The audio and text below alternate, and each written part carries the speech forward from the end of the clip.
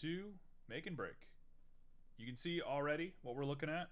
There's no surprise today. I'm not trying to surprise anybody. I don't know if I'm usually trying to surprise people, but I'm definitely not trying to do it today.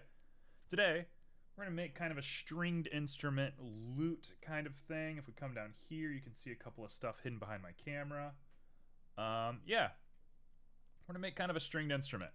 I've been making a bunch of rooms and like just a lot of stuff lately, and I want to make something a little bit more intricate. I want something that I could probably put on like a portfolio. Not that I think we're going to make a portfolio piece in 4 hours, but if we do, hell yeah, why not? As my hair's going crazy. So yeah, I'm going to make a lute today. It's just going to be fun. It's going to be chill. We're going to get really into it. I got a lot of intimacy with this kind of thing. As somebody who practiced music, especially guitar, very extensively over the course of their life, I feel very close to this material. I think I know pretty much every little piece by heart. But I have reference images, obviously. What up, Simo? And Simo's here, as always. Simo being our best man in this. And yeah, so I'm going to go ahead and throw some music on real quick, and then we'll just dig in. Why not? Simo, if I don't say it often enough, I always appreciate you being here. You are like the dude for us. For me, I guess. Okay, so now when you're looking at a lute or a guitar, I'm gonna say lute, but when I say lute, I'm referring to stringed instruments, all of them. Also, the music's a little loud. There we go. We'll keep it just like that. When we're referring to stringed instruments, we're going to say lute. And when it comes to a lute, there's some very important things you got to keep in mind. There's a body, which usually is made out of 2 separate pieces. We'll get there. I'm not sure if we're going to do 2 separate pieces. And then there is a neck, and sometimes the neck is part of the body. Joe's here too! We got a full party, man. Starting the stream off with a bang. I don't know if I'm going to do a set neck, which is the name of a neck that goes into the body, or a bolt-on neck, but I think a bolt-on neck is going to be easier. So we're going to start just kind of with the body, and we're going to break off and decide where we're going from there. I'm mixing a bunch of different ideas together, as you can see, and I have a few stretch goals. Stretch goals is probably the wrong word for it. But if things go well, and I have time, I'm going to add a Gretsch bridge to it. It's kind of the stupidest thing I think you could do to a lute, but I think it'd be very funny and people will get it as soon as they see it. So I'm into that idea.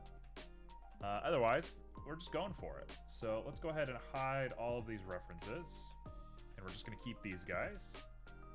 And I'm going to start with... I suppose I want to start with a UV sphere. And I want it to be pretty dense. This is the main body of the guitar. I'm going to say 36 by 24 is about right. I'm going to make it a bit larger because we're going to be working a lot with this.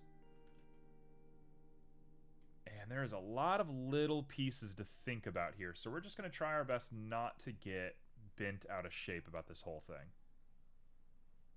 So, first and foremost, I think for sure we got to grab the top of this thing. And we got to pull it like that. And then bring it up a little bit. And then I can do the same thing up here.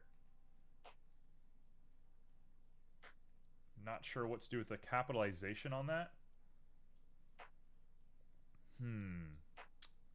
How to capitalize Simo. Honestly, I think it should look like this. That's the way that I would do it. Or if you just want to do CGC Mo. Because that kind of has a cool vibe to it. Alright. Because then it's you're literally doing the Adventure Time thing at that point. Alright, let's do this thing. So, lutes are pretty flat on the bottom. I'm not going to fully flatten it, because that's not going to work for us, but we do want this really deep, like, bowl on the back.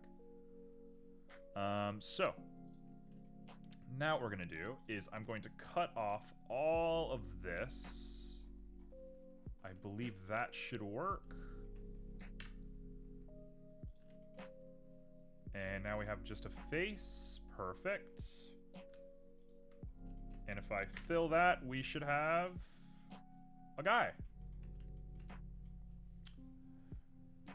So, there's a couple of different ways that I need to be thinking about this. And the first part of this is I want to try and get this rosette, this little border right here. I want to get that looking premium. And the way that we're going to do that is we're going to separate these two layers. So I'm going to grab everything except for that front face, and we're going to extrude along normals out just a little bit. Like just the hairest little bit, like 0.03. I think I'm going to subsurface this guy to try and make something like really, really... What am I saying? I want to subsurface it because I want something that's very detailed. I want to make this a portfolio piece, but it also has to work in-game. So I can't go crazy, but I think we could have just 2 versions of it, and we wouldn't have a problem at all. Hey, you never have to apologize, Joe. You are always perfectly fine by us. Okay, so we're gonna do this. And I'm gonna connect all of this, and we're gonna separate this as a separate selection. And I'm gonna make sure to make a new collection called Lute, just in case we do any other things, but I think we're exclusively doing the Lute on this one. And we'll go back to object mode, and I will call you body. You will be called front face. The body, we're gonna go ahead and subsurface. Ooh, beautiful, beautiful, beautiful, beautiful, beautiful. And I kind of think we should probably do the same thing on this front face, if that even works. Oh, it totally works. Yeah, that looks great. That's exactly what we want. I'm gonna set it into the whole thing eventually here, but for the time being, that looks great. And the definition is excellent on there. So that is a lute. So, now we're gonna go ahead and build a circle out of it. This is gonna be the part that's a little challenging. How are we gonna manage this? I'm not doing the 3 circles, that's crazy, and the pick guard is actually kind of overkill for me. So I'm not doing the pick guard either. Instead, we're gonna go just with the hole for the beginning. So let's poke a hole in this guy. So we want a hole like right there, and I should theoretically be able to just round this guy out. I should just be able to continually round this thing out until we get a circle. Doesn't seem to want to work for some reason. Loop tools circle. Okay. You say it, I'll do it.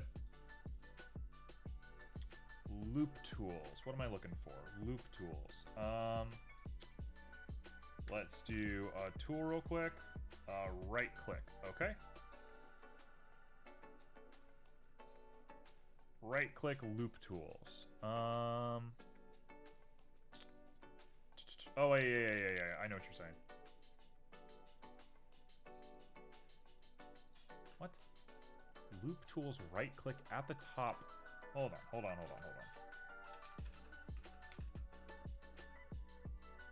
Top of the right click menu. Oh, I see. You gave me too much information too quickly. I freaked out. Oh! I don't love that it twisted everything. Hold on. Let's try that one more time. Thank you very much. That's huge. You can just rotate it? Yeah, I could definitely do that. Why does it auto-rotate? I wonder if there's some weird algorithm associated with that. Tell you what, let's do it dead on with the grid behind us.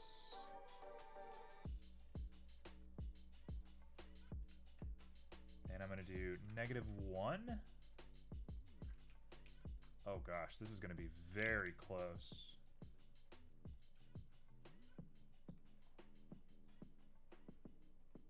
It's going to be 1. It's going to be 1.2. It's going to be 0.8. There we go, now we're here. 0.7, 0.6, 0.5. 0.5 is basically exact. We'll take it there. Okay, cool, we got a circle. Thank you very much. Very appreciated. That is huge information for us, and it should... Hello? That should work pretty easily for us, I think. I'm starting to think I also don't need to worry about the back face, so I think we're going to cut that back face out. So, let's go ahead and pop this circle out. If I just cut face, we have an avocado, which it's weird to think that lutes have the exact same shape as an avocado. I've never thought about that before, but I guess it does make sense. Hello? There we go. Okay, so we're into the body now. And I might actually feel pretty inclined to bring this out a little bit. And bring it forward quite a bit until everything like hits right on that front face. Because basically I just want that front face to fit like really snug on here. You shouldn't be able to look through it, which it looks like we're set. Nope, it's close. Maybe I'll put a little bit of extra onto that front face. We'll see. Or I could put another rim right here on the edge of this guy. We got it pretty close. We'll keep it there. Okay. So now the hole needs to be a little higher up. We'll push you up like that. And for my own personal preference, I'm going to make it just a little bit larger. We're not doing anything exactly. Like this is an ode, that's a lute, we're referencing guitar, we're referencing a baiwa from China. So nothing's gonna be perfect here. So now we got the neck, and now I gotta decide, am I doing the neck legitimately or am I going to bolt it on? That's gonna be a tough one to think about. Let's look at the tuners real quick. Man, that's going to be a little rough. I'm going to use a twist on that. Okay, so I'm going to go ahead and try to do legit. Let's give it a shot. Let's see what happens. So if I grab this...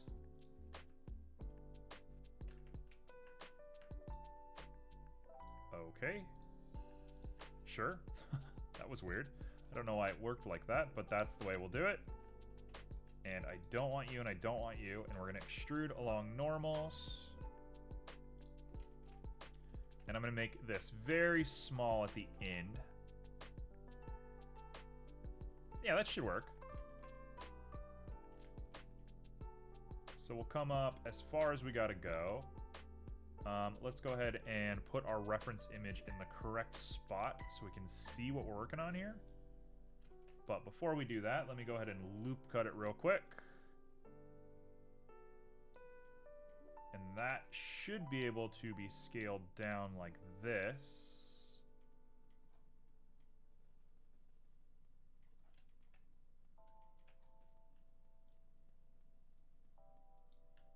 That should work about right. And we can just stick a bridge right on top of that, or a neck, I mean, right on top of that. That should look perfectly fine. Yeah, I mean, it's going to require a bit of effort, for sure. but I think we're looking all right. So let's do the same thing up here, and then I will match. So we'll put it right up. Oh, hello. You too. There we go. Now we're going to put everything back to where it belongs. Right on there.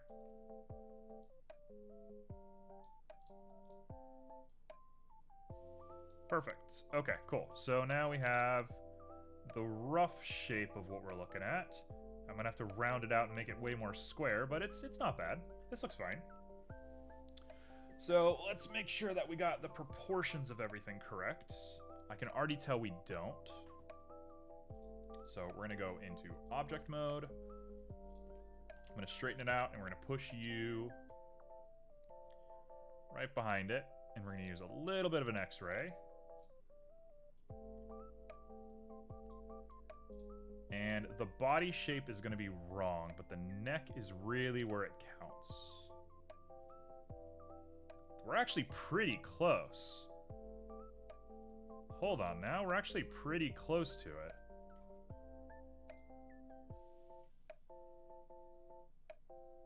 Wow, dare I say that we just did it.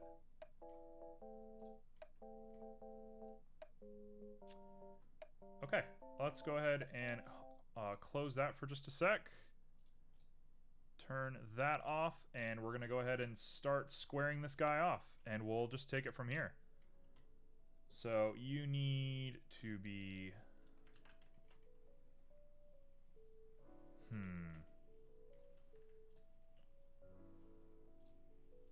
If I grab all of you... and we scale you down.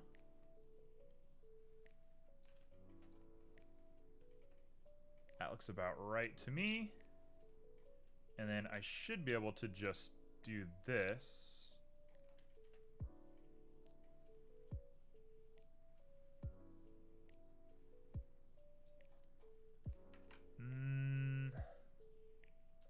You know what? I actually kind of think it looks good like that. We want a little bit of a distance. Maybe not quite as strong as that. That doesn't look bad at all, though. Cool. So I'm going to make the rest of the headstock, and then we're going to think a little bit more about what we're actually doing. Because there's definitely some oddities here. I'll grab both of those. We'll scooch them down so they're nice and squared off. I guess I should do the same thing here. Square you off. Hello, Sedated Chaos. How you doing?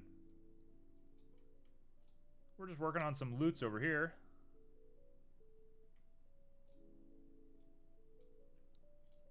Let's go ahead and make sure everything's just right on that 0. Just right on that 0. Is that it? Now, I know what Simo is saying right now. I'm going to be trying tofu for the first time real soon. The loot looks so good so far. How are you? There's a lot to unpack from that little short exchange. One, why are you trying loot for, or why are you trying, you're fine. Why are you trying tofu for the first time? And 2, I'm good. I've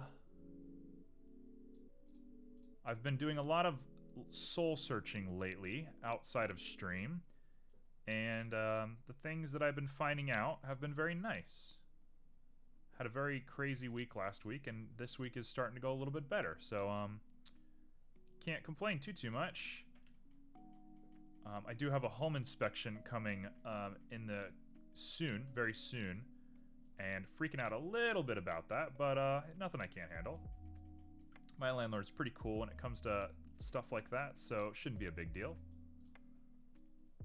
But yeah, I guess the question at hand, why are you trying tofu for the first time?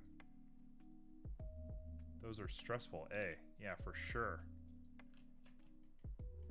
For sure, especially when the house that you are currently renting came pre-installed with a bunch of weird problems. Well, my boyfriend is making it, and I've never tried it. How long have you and your boyfriend been dating? Because the answer to that question is going to tell me everything about your current situation.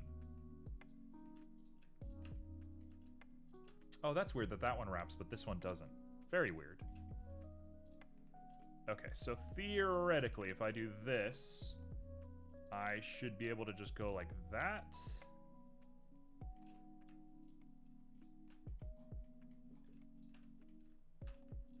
This, it looks very weird once you unsubdivide it. That looks about right to me. About 3 years. What the heck? Does he normally eat tofu, or why haven't you had tofu yet? Seems like a long time for you to all of a sudden be like, time to eat tofu together.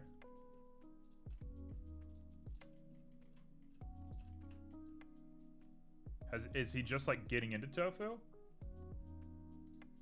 Our last place came with rats in the walls and mold everywhere and leaking walls and bug infestations, and the landlord didn't care. That sounds like a landlord. That sounds about right to me. It's pretty much how it goes. Mold is definitely like the biggest thing.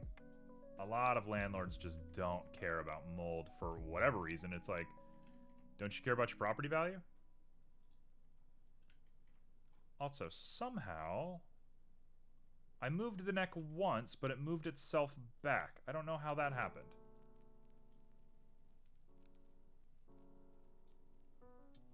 Sure. What? That was weird. Also, now that I'm looking at it, the neck looks really small. So let's blow this up a little bit. All right. At least we're working with some good juice, though. Like this is looking good. So as long as we're just careful, I think we're set. I think we got a full setup here on this bad boy. I don't know how to cook tofu, so never made it myself or bought it. Yeah, but why is he doing it all of a sudden? Did he just get the inspiration?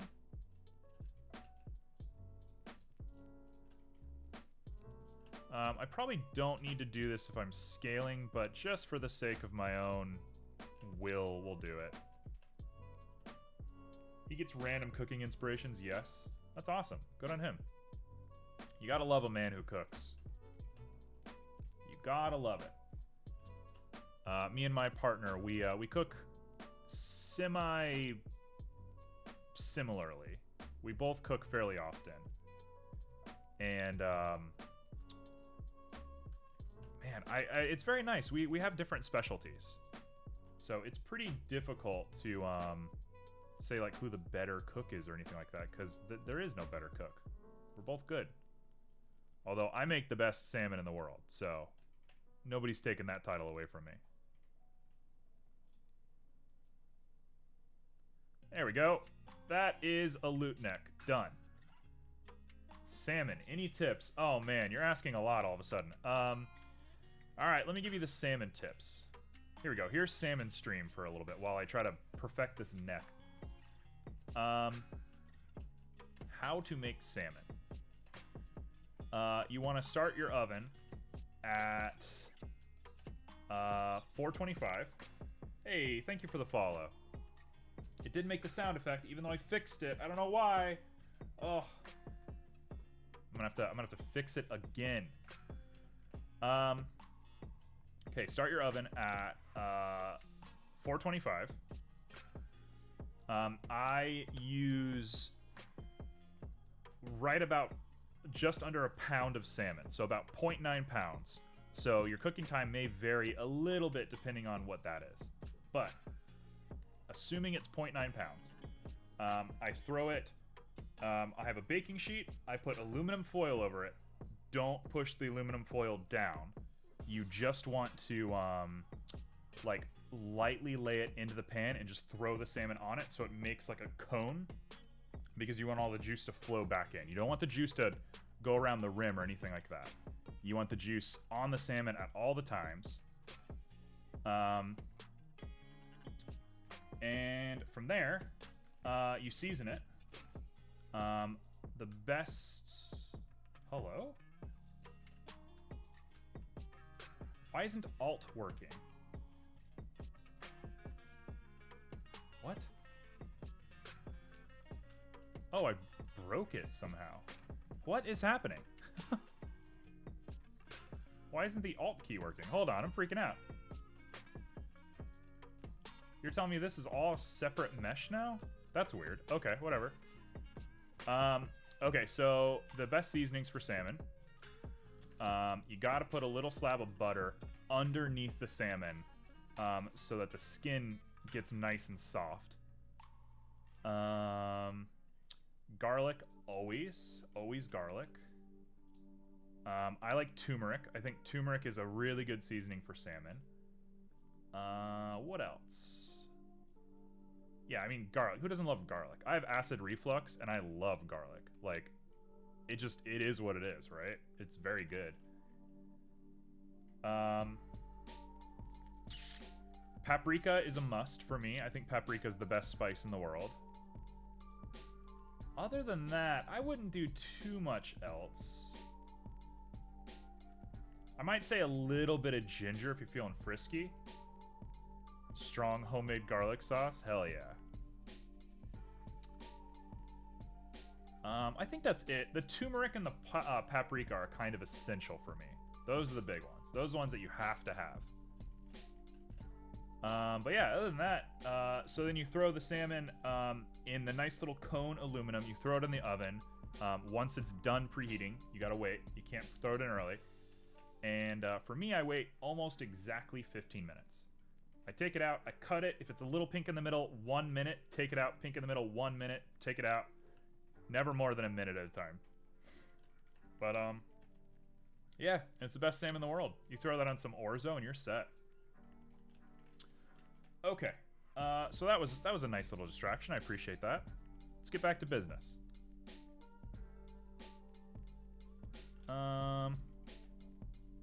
Again, the neck looks pretty small. Why? And why can I not select this? Hold on. I messed something up. I certainly messed something up. Let's do it like that, and we'll do it like this. We'll go back, and it needs to be bigger. Thank you so much. My partner's fave is salmons, but I'm not the best at making fish.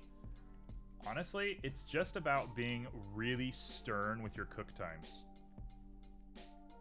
Salmon isn't like eggs. Like, you can't just, like, do what you feel is right. You just have to be very, like, literal with it.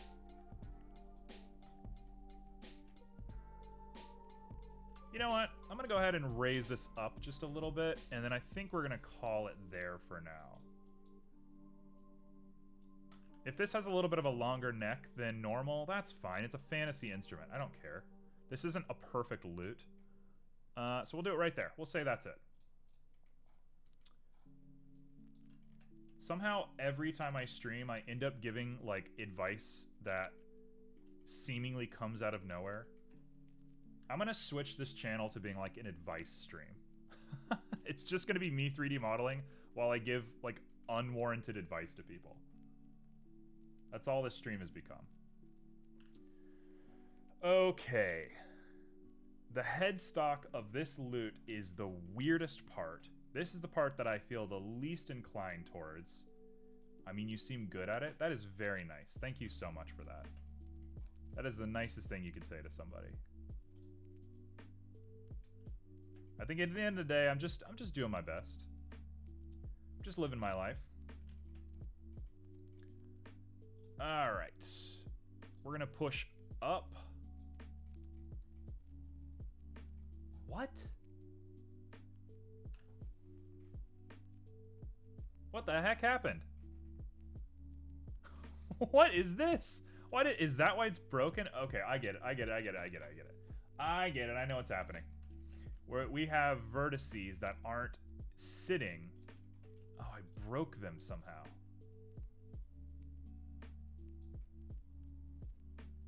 Oh, how did I break my vertices? What on earth is that? Hey, so, Sedated Chaos, I have a question for you. Oh, there it is. There's the culprit. I see you. 3D is so complicated. You got me there. That is for sure. My question for you is, how did you find the stream? Are you into 3D? Do you do 3D?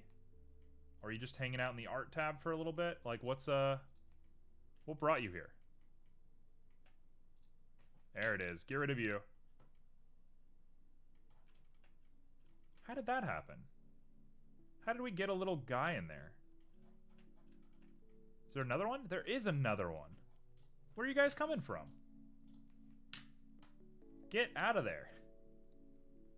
There we go. Now the loop cut should work. Yep. Ugh. Loop cut. I'm using the wrong language. The edge select should work. Got it. Okay, we fixed it. We fixed our problems. And these guys... Okay, well these guys still don't work, which is very worrying, which means it's probably not going to work when I try to do it the other way.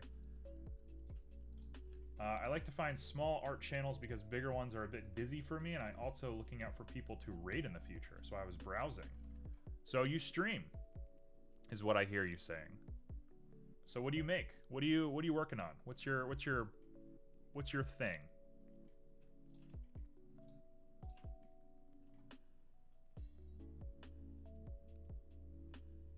I started just over a month ago, digital art.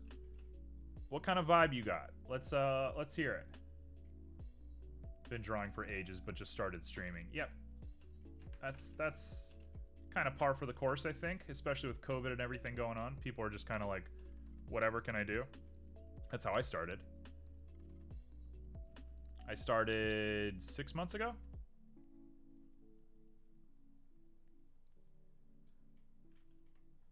I'll have to check your stream out too, for sure. Do you have any like portfolio pieces? Made pinups, monsters, fantasy stuff, etc. It differs. That sounds awesome. You sound like perfect for Twitch. I'm sure I don't need to be the one to tell you that, but that sounds like perfect Twitch content. Do you have like any, like a website or something we can look you up on? Okay, this is gonna fail miserably, I know.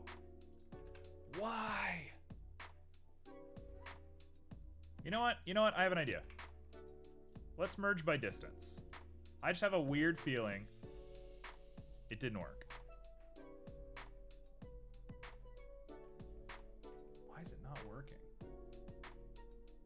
What the heck is happening to this thing?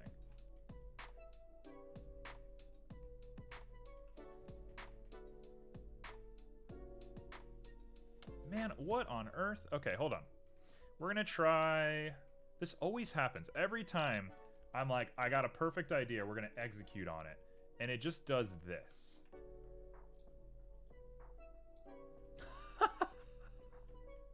What? What is this? Why is it not connected to anything? And what is going on the bottom of this thing? Ooh, okay. No. We're redoing this. That's cursed. We're getting that out of here. Been rebranding and such, so it's new and not much on there yet. Do you have... I mean, you don't have to. I'm not telling you to do anything. You live your best life.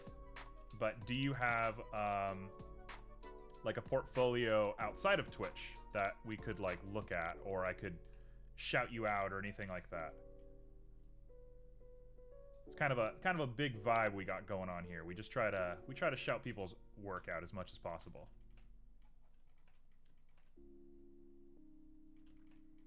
Okay, we're gonna want the headstock to come back pretty far. If not, I'll just tell people to, you know, keep an eye out for you.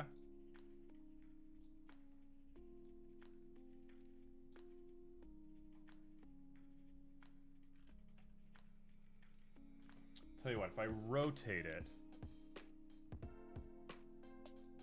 that's gonna be about right. we're going to put the full tuning pegs in it.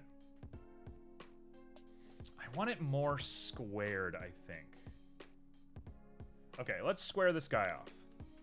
This is going to be a righteous pain in the butt.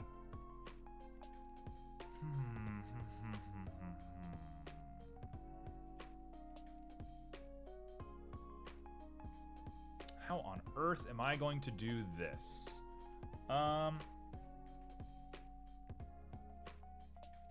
Tell you what, here's how I think I'm gonna do it. Simo, please don't have a heart attack. I'm doing my best.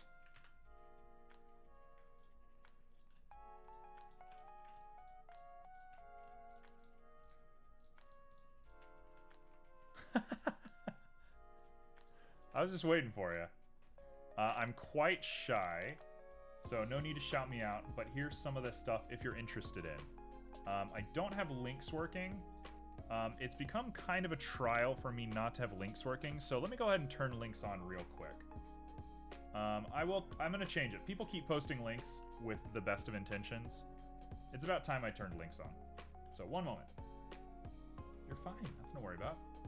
Also, you being shy, like, shout outs to you for, like, actively streaming if you're shy. That's pretty courageous. That's very courageous. All right, what am I looking for? We want to go to creator dashboard. I'll show you what I'm working on. Hopefully there's nothing sensitive in here. If there is, whatever. Oh, you're a VTuber. I see. The big thing. Okay, we're in the back end. What do we want? Stream. You know what? I'm not going to show this, actually. I'm like looking at some of these things. I'm like, oh, let's not show this. You're a VTuber. Wow. So what was the inspiration for VTubing? Because we've talked about VTubers on stream before. We have some opinions about VTubers. I'd love to hear where that's coming from. Community content. Oh god, I don't want to get lost in all of this. Channel and videos. Here we go. Channel, blah blah blah blah blah blah blah blah blah. Oh god, I'm so lost. I think I might call it. I think I might call that I'm not gonna be able to find this. Enable clips, followers only, subscriber only mode, permissions. People can do this, raid drops, yep.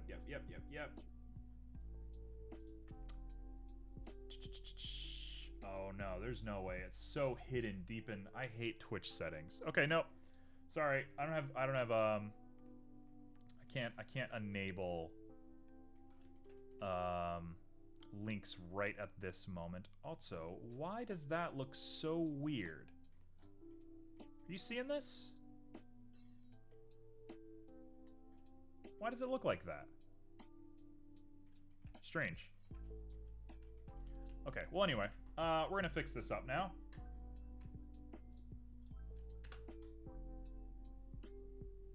Sedated, do you use that name on other platforms? Oh, Simo is out here doing the Lord's work right now. Simo, what a wonderful man you are.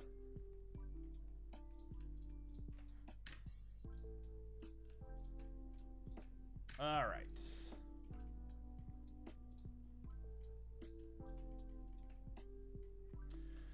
So I'm gonna want to grab all of this and we're gonna want to extrude up, and I'm pretty sure I extruded based on normals and that's why it got messed up.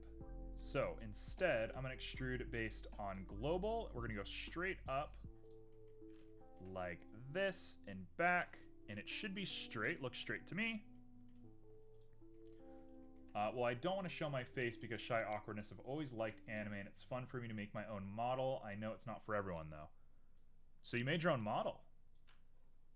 That's pretty cool. That's really cool. Good on you. I think this whole VTuber thing is very interesting. It's blown up. It definitely already has like a integrated subculture into it, which I think that's the part that I struggle with the most. Because it's not exactly like whatever. It's like...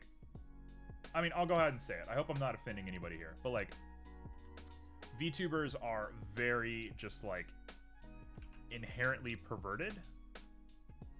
And that's fine. You know, it is what it is, right? Who cares? But it's just so like pervasively like lewd culture that I don't know. It's almost like furry 2.0. And again, there's nothing wrong with people being furries or VTubers or whatever, but it's weird that the culture is just like that's the way it is, period. And I'm sure people that don't feel that way feel very ostracized. Like if you were a VTuber that didn't feel that way, then you'd be like, cool, now I'm competing with people who don't act the way that I do. Eh? What do you mean? Am I the only one that sees VTubers who are like only talking about like dicks and stuff? That to me, that's all I see. That's fair. Okay, I could just be wrong, and I'll gladly be wrong. To me, that's definitely been like what the culture is.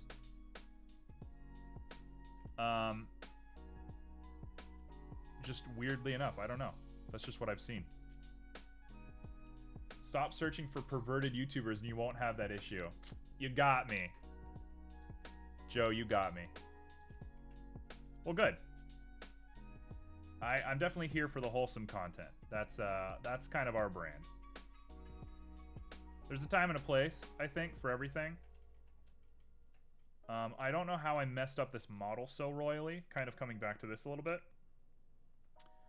It's very off-kilter for some reason. Actually, I'm going to fix this. We're going to use the SEMO trick.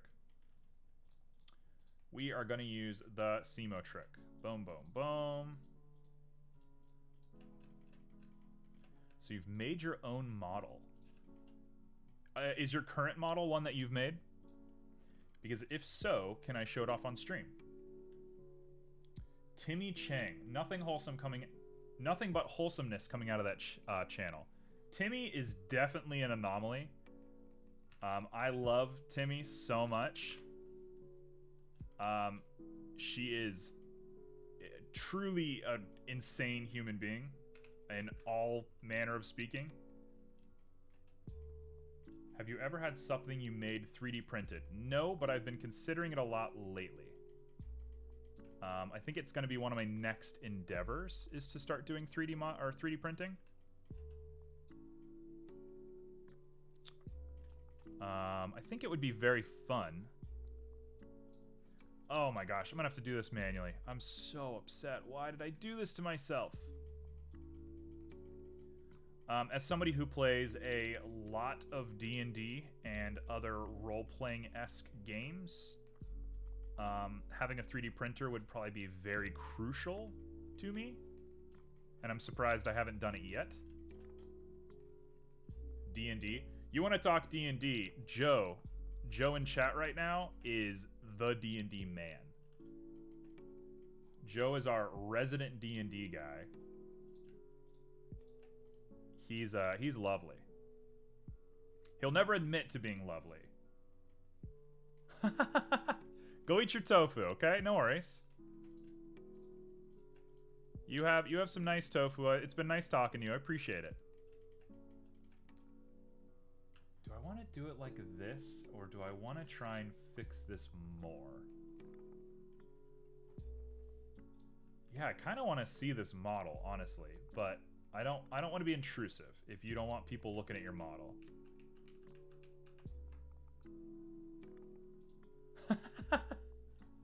Joe. Well, that was cool. That was so friendly. I didn't catch if Sedated Chaos was a she or not. I don't want to make the assumption. But if so, she was very sweet. That was really good energy. You love to meet people who have good energy. Alright, so I'm just gonna give Simo a heart attack here for a little bit. My apologies. I know what you're looking at. I know it looks terrible. Positive vibes coming from that person. As always. Yep, that's me. Mr. Heart Attack over here. To the best of my understanding, this is how I should be doing this. Because I don't know how to form it into a brick.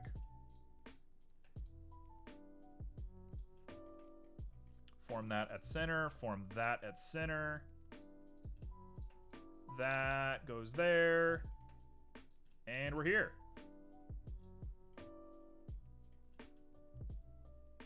That should be all right.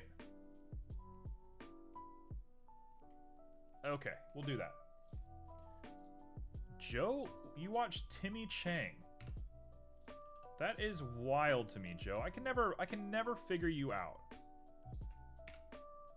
You being a Timmy fan is like so off the wall for me.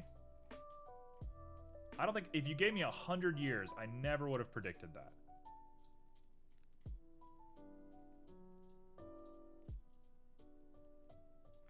I kind of wouldn't even have guessed that you knew who Timmy was. The inner machinations of my mind are an enigma. So it's been said. So that's how he feels, folks.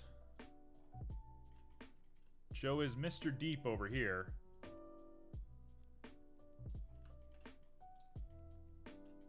Alright, here's my ugly model that I dared to once say was gonna go on my portfolio. So take that for what it's worth. Nah, that's a SpongeBob quote. Yeah, no, I know. I'm making fun of you. I'm giving you a hard time, Joe. Oh, gosh. Okay, I'm going to have to rethink this headstock in a little bit. Honestly, it looks better once we do that. It looks a lot better once we do that. Cool. So let's go ahead and loop cut it, and then I'm gonna get serious again. We're focusing. We got very distracted for a little bit. Something a lot more interesting than what I was working on showed up in chat, and it was time to exercise my right to focus on that instead of this. But we're back. We're gonna want to do this. I believe. Did we actually get to see some of the stuff they linked? I missed it. We didn't. I don't have links working. I tried to get links working in that very moment, and I couldn't get them to work. It's only been 45 minutes, though, so, I mean, there's a lot of time left in the stream, so maybe I'll go look for their stuff here in a little bit. I think Simo was looking a little bit as well. Simo, did you find anything?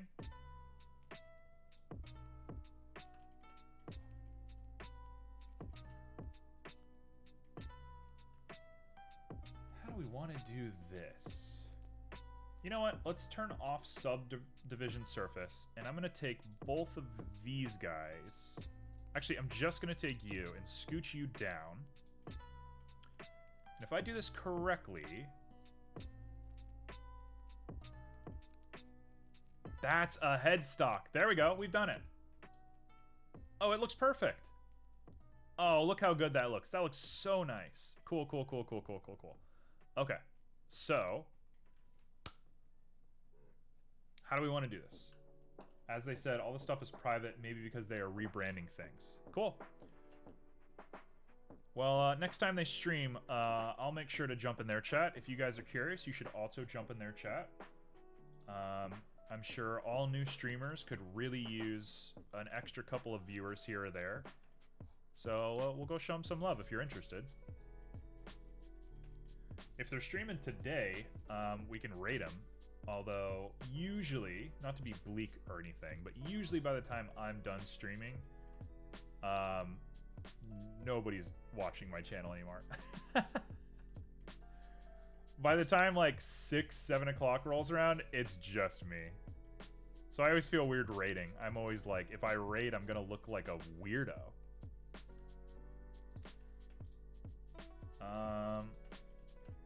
I suppose that's not the most, like, appropriate way to think about that.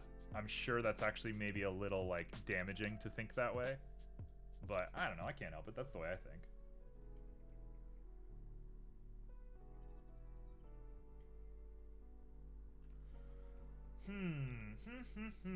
Now I'm looking at this, and I'm thinking, oh no, this is actually perfect.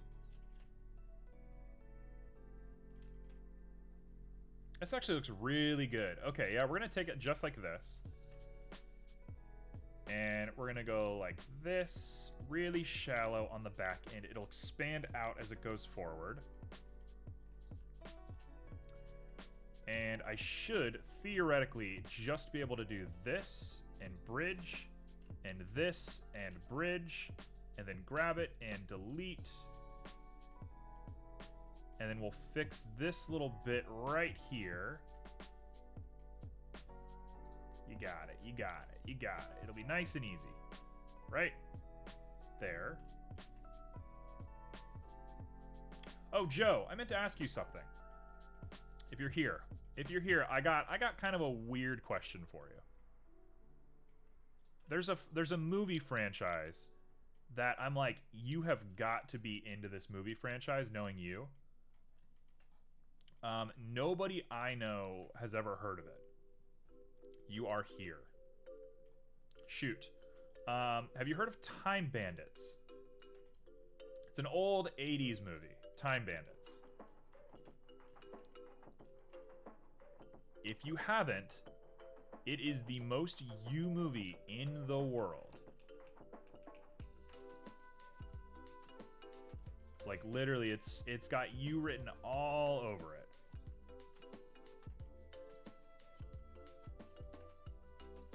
I think I'll keep it like this. That looks fine to me. This part can be moved up here. That looks all right. The name seems vaguely familiar, but I don't think I have seen it. You should throw it on your list. Yes, absolutely. It's got you written all over it. It's like if the hobbits from Lord of the Rings went on a sci-fi adventure. But it's not sci-fi. That's sort of a misnomer, I think. It's just bizarre. It's so you. It's the most you thing I could ever think of. Alright, so we'll push this forward, just like that. And we'll probably bring them in a little bit. Let's look at them real quick. Right there-ish. And I think... Color me wrong. Oh. Yo. Look at that. Oh, she's beautiful. Yeah, that'll work. It probably needs to be a bit bigger, actually. Let's make it a bit bigger. Turn you off. All right, what to now? Let's make this guy a little bit wider, a little bit bigger. We're gonna start by grabbing you and all of you. Ooh, I think I might have messed this up just a little bit. Let's try it. Let's see what happens. That doesn't look that bad. And if I scooch this back,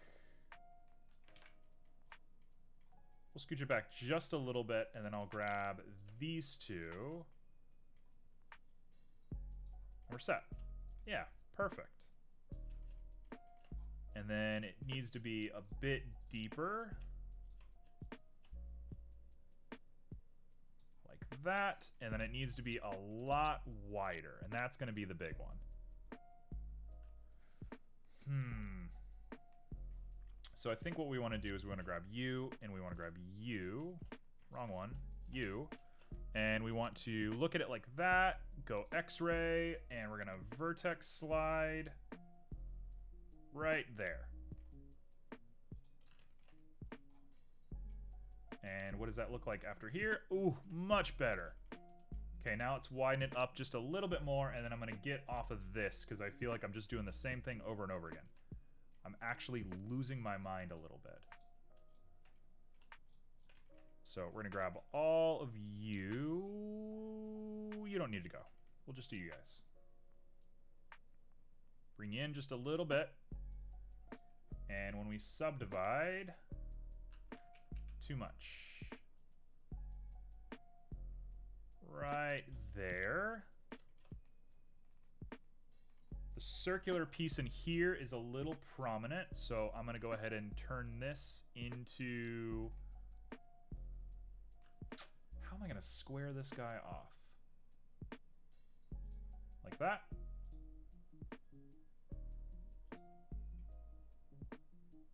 You know what? The circle's cool. That's just part of it. It's going to be a circle. I don't care. So in object mode, we got a guy. He looks pretty cool. We got to extend the back of that a little bit. That looks so fragile. You could just take a butter knife through there and you're done. So I'm going to go ahead and grab the end of this, and we're just going to pull you out a little bit.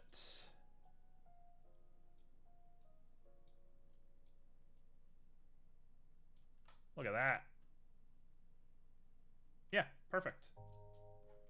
That's as good as that's going to be right now. So if we look at it, it looks not anything like the original product. Oh, no. Oh, it needs work for sure. I don't care. We'll do that later. Tuners. We're tuning it. Okay, so we want... Making twists like this is definitely one of my weaknesses. So I think what I want to do is add an object. Someone just tagged everyone on CP 2077 modding Discord and everyone is mad. What is that? Can you explain what you just said to us? You've just said like some weird code language I can't decipher. Okay, so we're gonna push you... Cyberpunk. Ah, I see.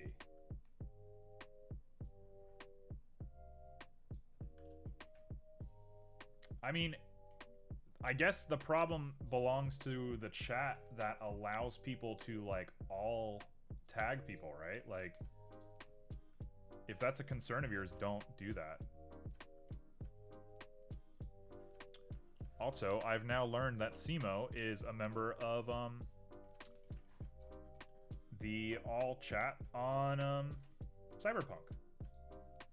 Or the modding chat, I should say. Not all chat, what am I saying?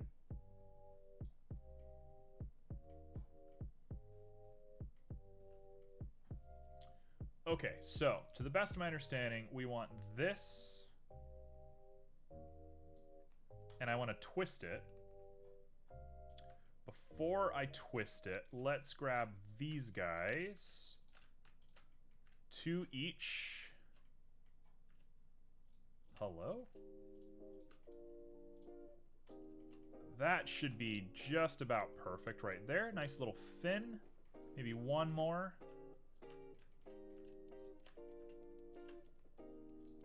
There we go. Look at that. That game is such a mess, but who knows if modders can make it decent. It's one of those games, it's like Skyrim. I've talked so much about Skyrim on stream. It reminds me a lot of Skyrim, where it's like... It's such a big, cool game, and there's so many things that are possible and whatever, but like... I'm just bored of it. Like, there's just nothing to do. Like, so cool that there's infinite different things you can do, but they're all variations of the same thing. Cease Gaming, a guy who does Mario content for the most part, just posted a really cool video about like Nintendo's recent obsession with gameplay. If you're into like Nintendo game design sort of stuff, it's a good watch. And he talks about how Nintendo is basically boiling down all of like the interesting parts of their game into basically just objectives. Like, it doesn't matter what you're doing as long as you collect object A and take it to place B. And I think Skyrim and Cyberpunk are the epitome of games like that. It's just... It just is what it is. And it's like, it looks cool, but when you're actually playing it, you're losing... It doesn't matter when you're playing it. It doesn't matter how cool it looks because it's not integrated. It's not part of the experience. You could literally slap any skin on top of it and pretty much everything would make sense. It's just proper nouns being placed in a void. Anyway, now that I've badmouthed a game that a lot of people really like, how do I twist this? How on earth do I twist this? Am I just gonna screw it? Of course not, right? Oh, yes. Yes, we are.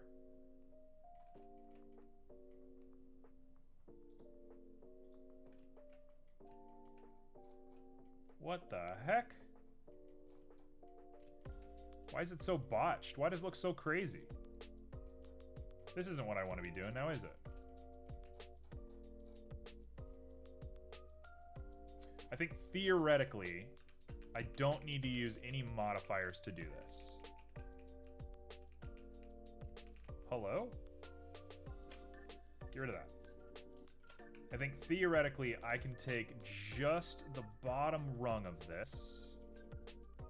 We'll take the second bottom rung because I don't want to do the bottom rung.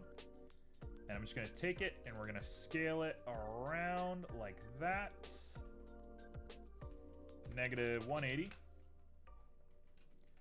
And then what I'm going to do is I'm going to proportion it. Whoa.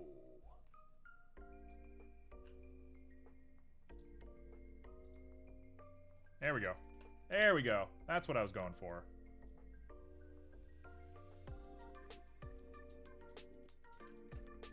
Right? It's a little bit more dramatic than that. Vanilla Skyrim's gameplay loop is super dull, but all the lore and mods make it great. I agree with that. I just think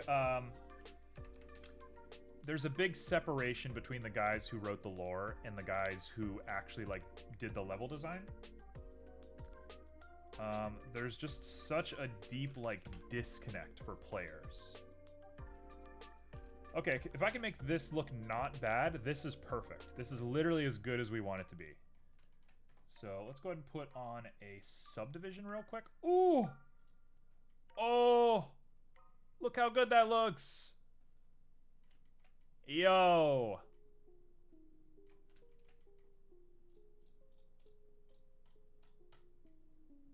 Yo, it looks so good!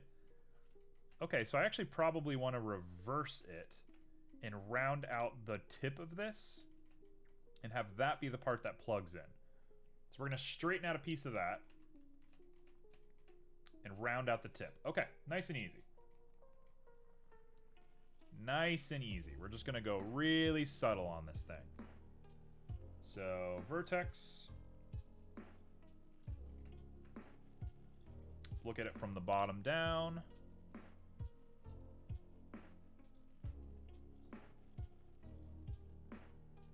We'll say 1 just to keep it nice and even.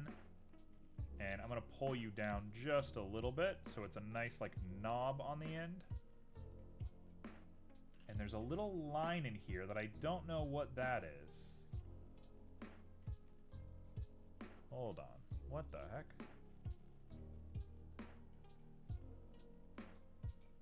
Oh, it's what... Okay, got it. It's like the created mesh. Understood. Wow, there we go. So it has a nice, like, rigid end right at the bottom there. We could put a little gold cap in there if we wanted to. I probably will, I think. And then the tip of it, we'll keep that nice and easy. Let's go ahead and grab you, just like that.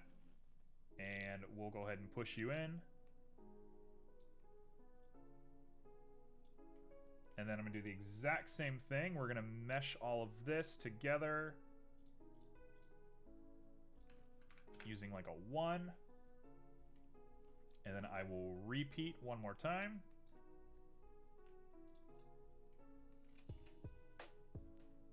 And all of this just needs to be extruded along normals like that.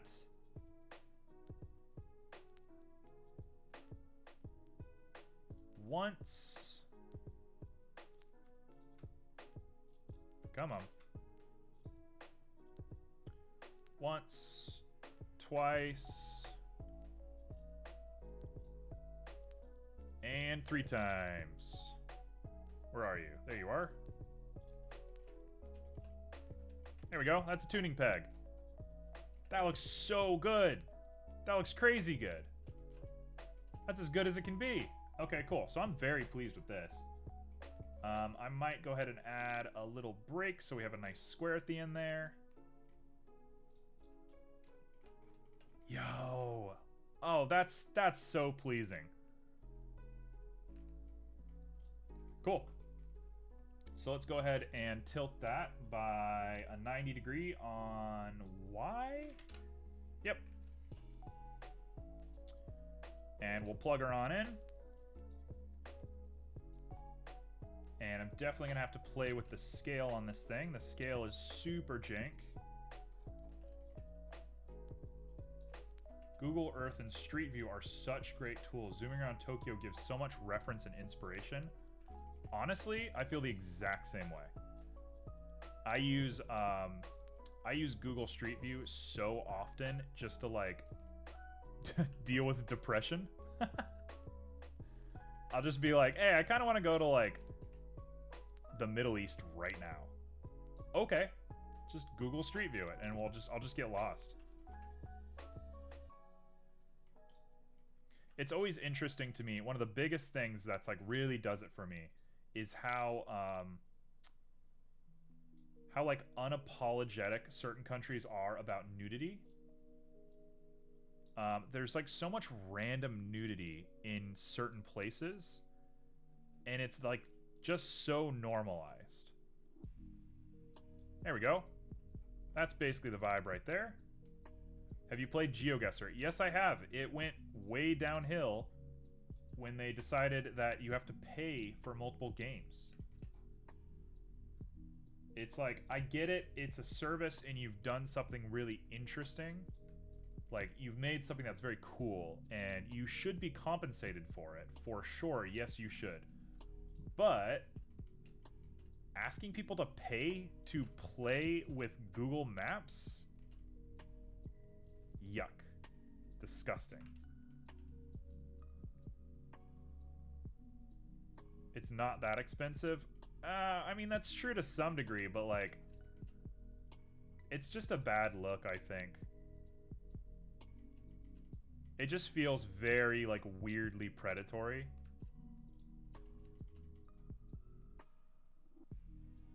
Like, GeoGuessr is something that you do, like, with your kids. If you're, like, a cool parent, right? It's like, it's not, like, a big service. And I know that's, like, very entitled and very rude of me to say. Because the people that made it obviously put effort into it. So, of course it's a service. But, like, I don't know. I guess the bigger point that I'm trying to make here is it's very strange to have, like, paid products that stop being... or free products that turn into paid products. I think that's just, like, something that doesn't sit really well with a lot of people. Regardless of whether it's, you know, makes sense or not. So again, I think the people who made it should make their money, obviously. Like, good on them, they're fine. But I feel a little weird about it.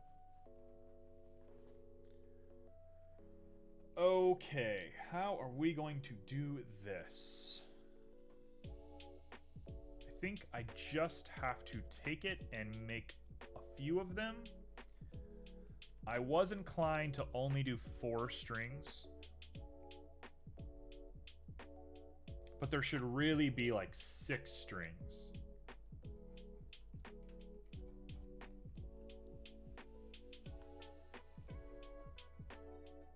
Okay, I think I can fix this. I think I know how to fix this now. I've had time to think about it. I know what I'm doing. Finally. Finally, I have a clue in my life. Okay, so what we're gonna do is I'm gonna erase all of this. Just goodbye.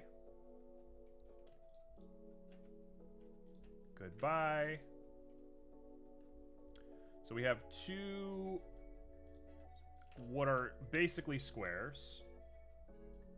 I'm gonna push these guys to the side. Oh gosh. We want, let's just do you, and I'm gonna push you over a little bit. We're gonna say 0.75, 0.075, and you just need to be pushed over negative 0.075. Both of these guys can come a little bit further back. And then all we want to do is just connect these faces, right? And then we're set. To answer your initial question, though, yes, I do love GeoGuessr. I used to play a lot of GeoGuessr. I watched a lot of streamers play GeoGuessr way back in the day. There's a streamer that I really used to like that I haven't watched in a really long time. I'm not even sure like what he's really doing anymore. His name was Northern Lion. He's a Canadian guy. He's bald. That's kind of what he's known for. People are nuts at that game. I am really good at GeoGuessr. Like, not to be that guy, but I am very good at GeoGuessr. I've always been somebody who's interested in geography, so I guess it makes sense that I know where things are, but man. Like, if you want my opinion, I think Azerbaijan is, like, the ace. If you want to really, like, show people that you know stuff, show them Azerbaijan, and now all of a sudden you're, like, the guy. Okay, cool. So we got ba-boom, ba-boom.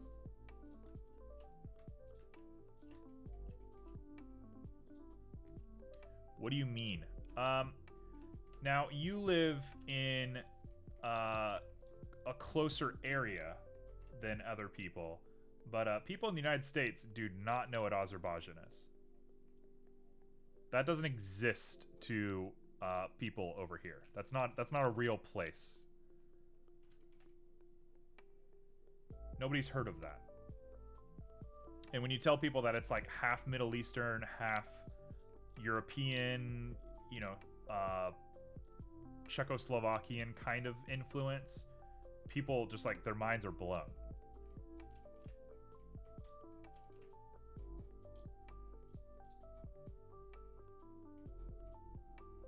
Oh, I see the problem. Oh, I see it. Oh, I see it. I see it. I see it. I see it. I see what we've done wrong. 100% I see what's wrong. Okay, we're just going to go for it. We want to subdivide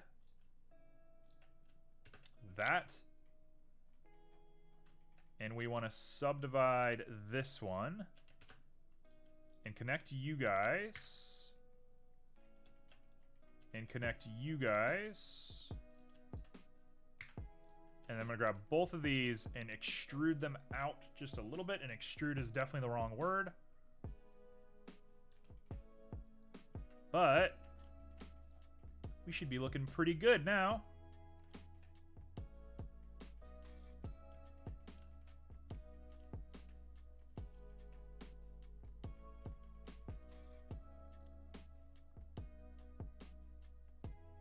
On the topic of Azerbaijan, that place is very scary right now. And I hope the people who live there figure things out sooner rather than later. Because, man, they got a scary little civil war or whatever you want to call it going on there. Scary little arms race that they're doing. So, good luck, people of Azerbaijan. I hope you're doing well. I imagine you're probably not. And I hope that ends soon.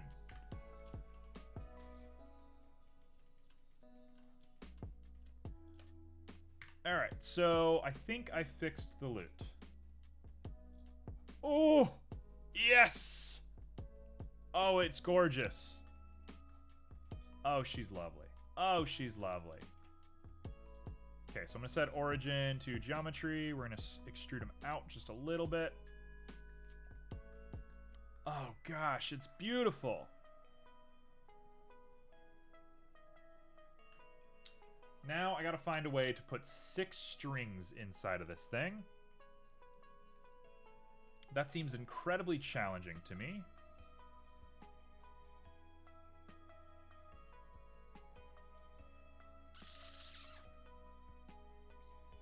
How do we want to try and do this? There's a lot of fixing that I'm going to have to do here. You know what? We're going to go 4 strings for now. I'm done thinking about it. But know that I'm going to probably make 6 strings before I am done permanently. But I'm not doing it today. There's too much to go on today. We've actually made really good time, and we're actually ahead of schedule as far as my books are concerned. But doesn't mean I want to spend the rest of my days here. So we're going to do a little bit of that. Push you on in.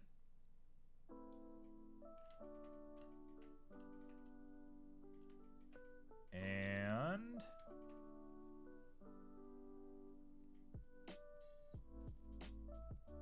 sure, we'll do it just there. That works perfect. Okay, cool. So that is 2 tuners. Now I will grab you and we will swap you -90. Push you on over here. Hello, wrong one. And we'll go for it.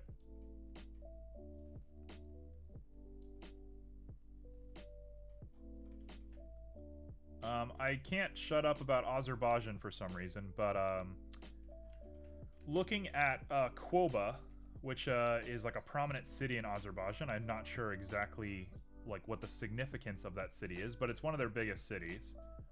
Looking at Quoba is like one of the most gorgeous places on Earth. It is a wild looking place. It's like the fjords of Sweden mixed with, I don't know, like the highlands of England. But then there's like Middle Eastern influence on everything, and it is just like, whoa. It looks so nice. You want to take a trip down, like, you know, a place. Go look at Quoba in Azerbaijan. Like, go just Google pictures of it. It's the most gorgeous place on Earth. All right, this should do. So we got a little bit of tuning pegs. It's a little tight to get your hands in there, I think. I'm gonna probably have to make this a lot longer or make them a little bit smaller, or both. But this will do for now. And just for the sake of authenticity, let's go ahead and grab you, and we're gonna spin you around just a little bit. And we're gonna grab you and spin you around just a little bit. There we go. Cool. Now let's make some of the features, and then we're gonna make the board. And the board, I'm definitely scared of. So first thing we want to do is make a nut.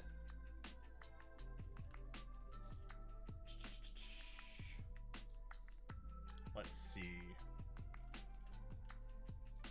Should be easy.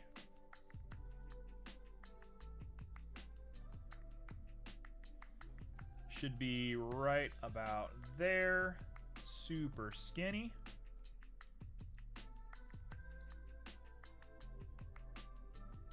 And we got it. Perfect. Does it go full length or is it set? It goes full length. It's actually integrated into the board, which that's very frustrating and going to be very difficult for me to do. But nonetheless, we'll make it work. So we'll do it like that, and I'll come out just a little bit.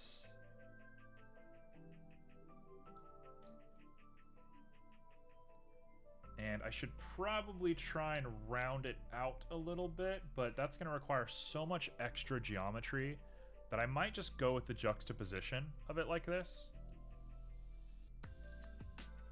So it's an older instrument. It's got to have a slightly bigger nut on there, and then we'll go for it. So I'll throw a little bit of bevel on there. We'll bevel it a bunch of times, make it nice and round. There we go. I suppose I should set transformation. There we go.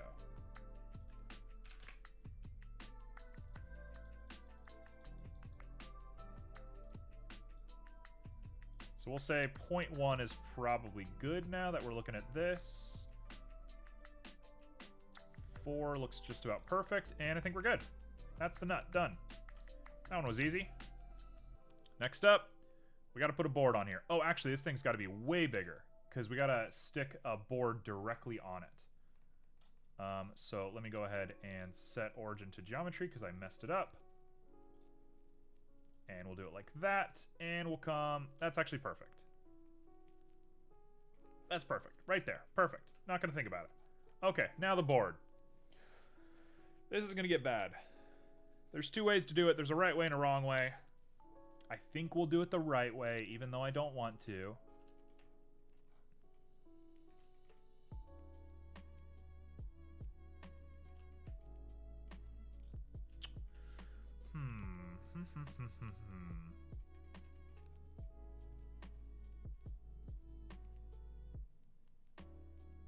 Yeah, this is fine. We can make this work for sure.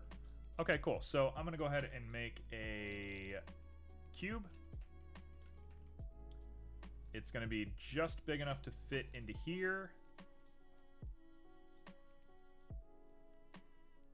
Should look just about like that. Right there is good. All the way up to where the nut begins. Overlap the 2 of these guys a bit. And let's push it down.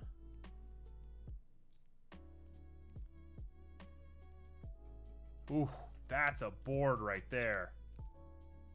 Oh, I want to play this. Yo! Okay, cool. So I'm actually going to make the nut match exactly on here. These guys can come out. We want it to mesh right on the edge of this guy, because I'm going to have to inlay some stuff into this in just a little bit, and if the inlays are off, it's going to look very bad. So we're hoping to do it like that.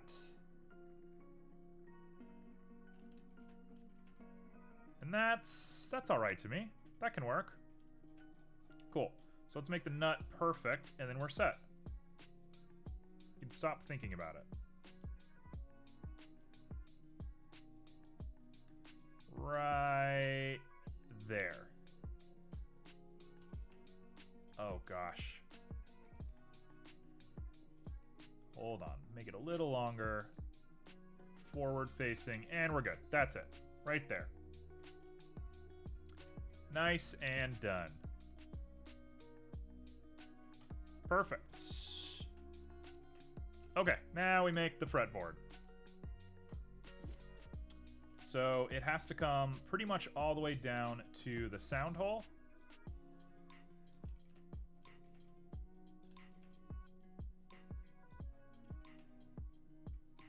That looks all right to me.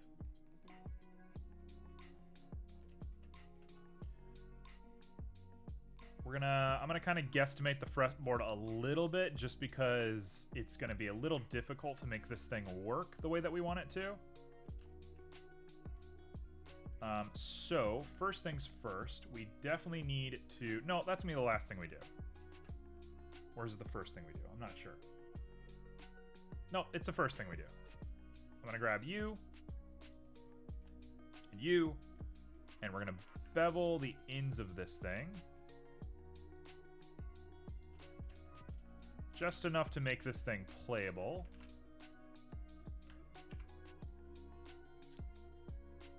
All transformations except geometry. And then I'm going to go back to edit mode, and now we'll do it.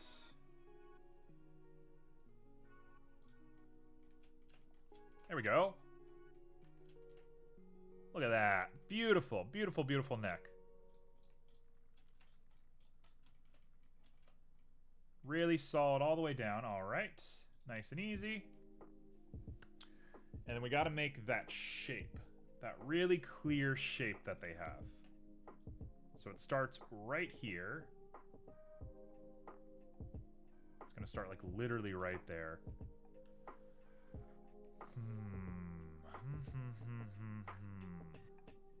So what I think we want to do is I think we want to divide it like 19 times. And then if I grab you,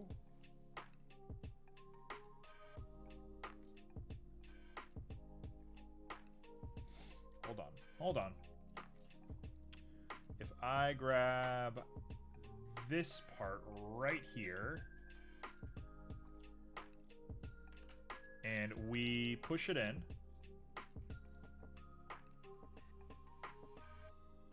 that's too far. Right there. We proportion using only connected.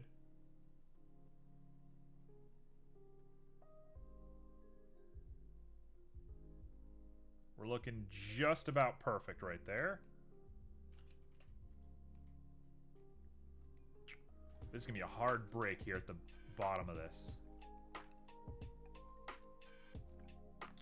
Oh gosh, how am I going to do this? Okay. Nope, we're just doing it. We're going for it. Nice and easy. Let's not overthink it. We're just going to grab you right there. And I'm going to grab you and you. We're going to do the exact same thing we just did.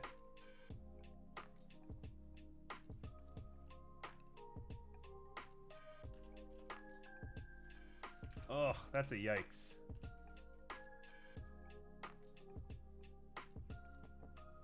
Honestly, I think I can willingly take just this bottom bit right here. So let's go ahead and just get rid of all of this. So if we just remove these edges... Ooh, that's bad.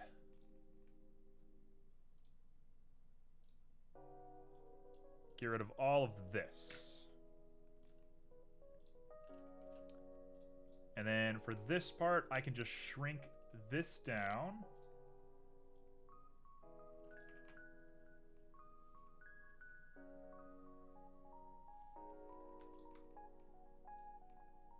Like that, and then scooch you over so it's back to where it belongs.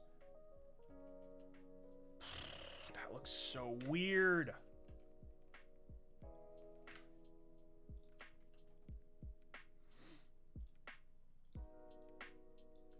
How are we gonna fix this? All right, come on. You got it. Put a face there.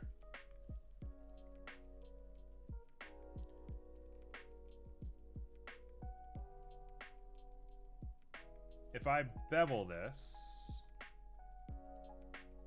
Yeah, there we go. I'm going to bevel it like that. And then we're going to grab everything from here up.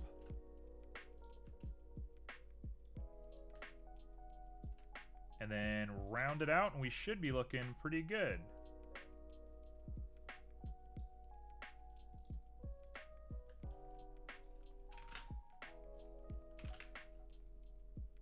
What does that look like?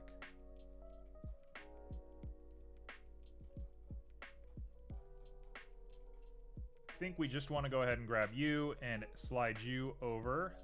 Grab you, slide you over. Repeat.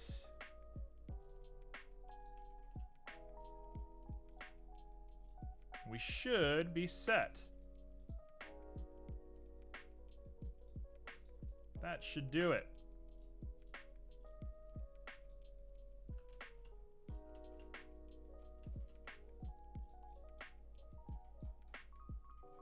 There's definitely a little bit of weirdness here.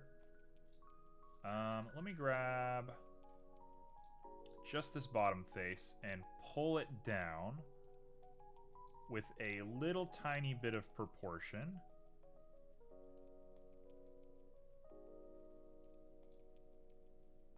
and push you in with a little bit of proportion. It's too much. 0.3, 0.03, 0.02.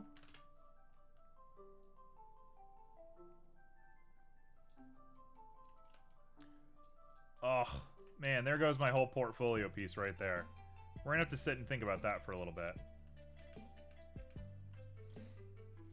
Okay, in the meantime, that's fine. It'll do. We got an hour before I need to, like, start freaking out. So we'll count it there. Next, we need to make the bridge.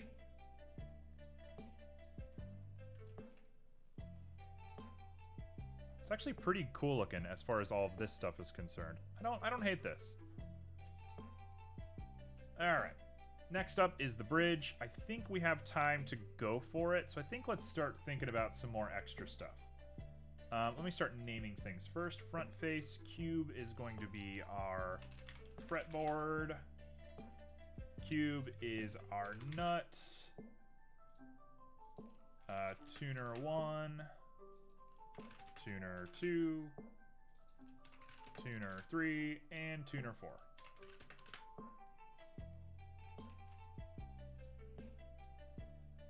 Looks about right. Okay. So, we're stretching now. Back of this thing, we're going to worry about that here in just a second.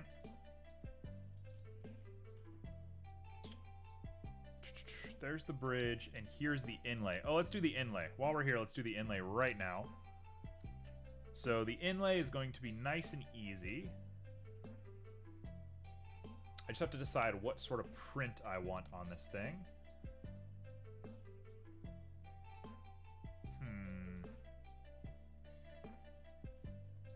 This is a pretty, like, regal, pretty refined looking instrument.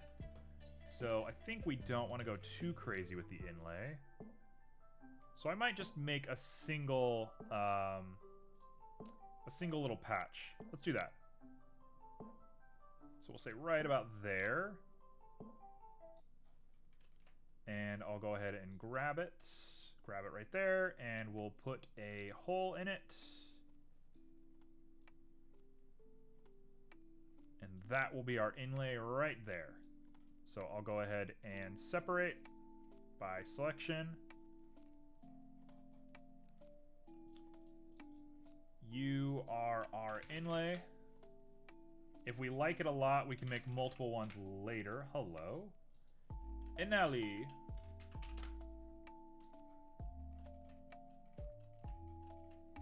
All right, bridge time. This is going to be a righteous pain in the butt. This is going to be awful, actually. Oh gosh, why am I doing this to myself?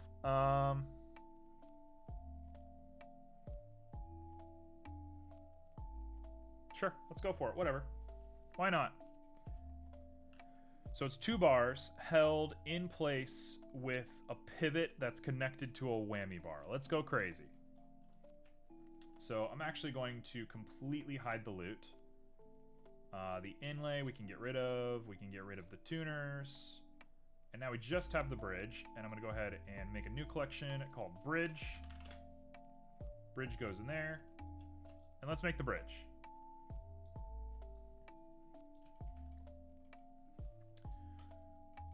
Feet don't fail me now.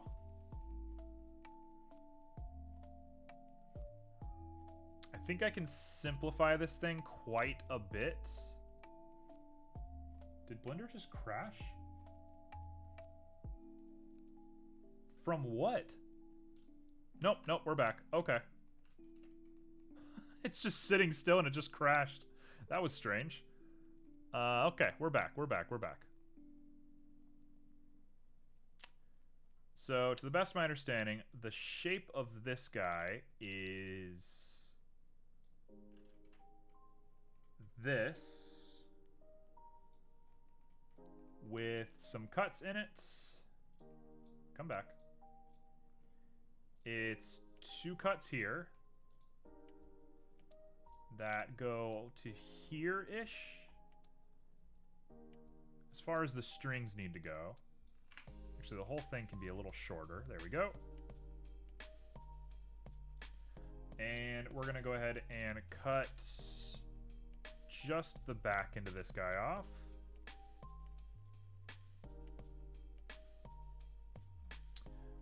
It's very close, but I think it needs to be like that. And then I'm going to grab both of these, and we're going to bridge them.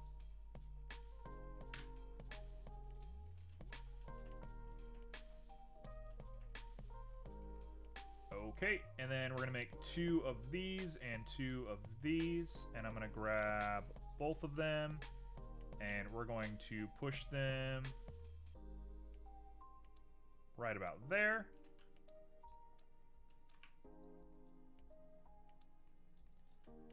And we should be good. So if I extrude along normals, and we go up, we make a nice little face for ourselves. And then if I go ahead and do 7, 7, 7, and 7. Hello? Come back. 7. The goal should be to take this and go like that. Oh, hold on. No. What am I doing? There's a much easier way I could do this. We should be merging at center. And then I could just bevel it.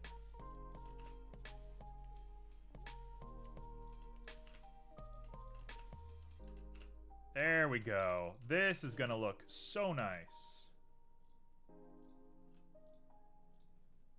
So if I bevel that,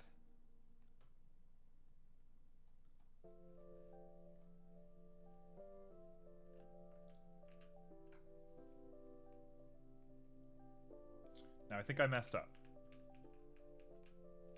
Hold on. I think we want 1, 2, 1, 2, 1, 2, 1, 2. I think we want to dissolve these guys. And then I should be able to merge all of these at center.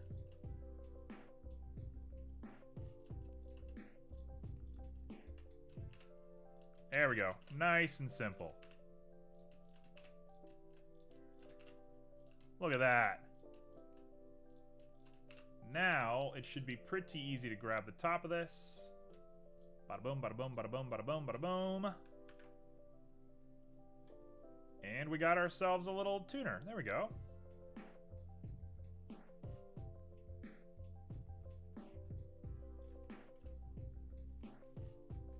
It's not as round as I want it to be, but I think it's fine.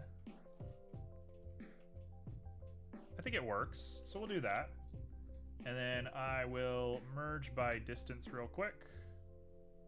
Should get rid of 16, it did.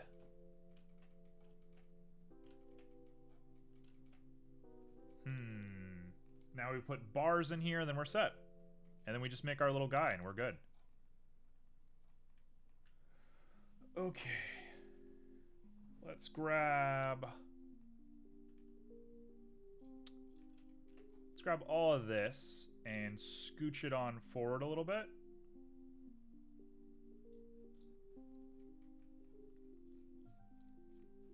And that should be pretty decent for us. Oh, actually, hold on. Oh gosh, I've messed it up. Oh, I've messed it up. I think we'll go ahead and grab all of this and delete faces. And then reconnect these guys, and then we're gonna scooch them on down, and that's how we're gonna get our subdivision, not our subdivision, but our I just realized that this did nothing. Hold on. I think I've lost my mind. I think I'm actually going crazy at this point. Okay, sure. Let's go like this. Let's go X-ray. Grab all of them, scooch them down until they merge into that. Like really close. There we go. And I'll grab the whole thing and we will merge by distance. Didn't merge any vertices, that's frustrating. Why not? You guys are right on top of each other, you should be merging. Where are you? You're right there. It should be very easy to merge you guys. -0.001. 00001.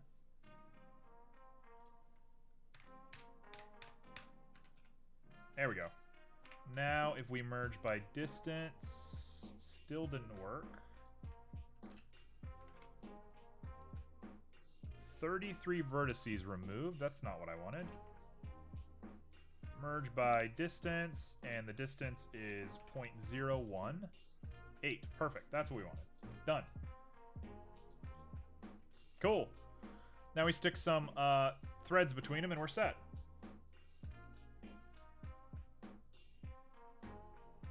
Now, am I going to try and do this the hard way or the easy way? Let's see.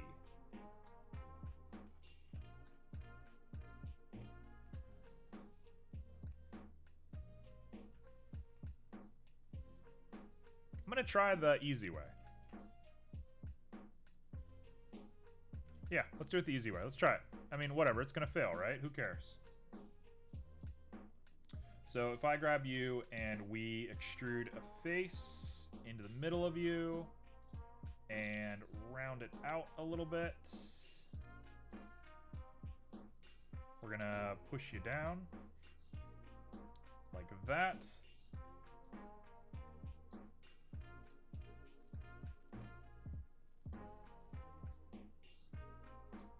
Okay, so that's the way I'm going to do that. Oh gosh, I did it wrong. Hold on. We're back, we're back, we're back. Grab you, and now we'll do the same thing. Round it out. Squish you down.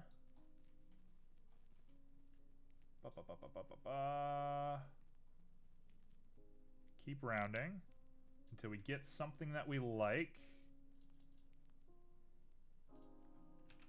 What the heck is going on?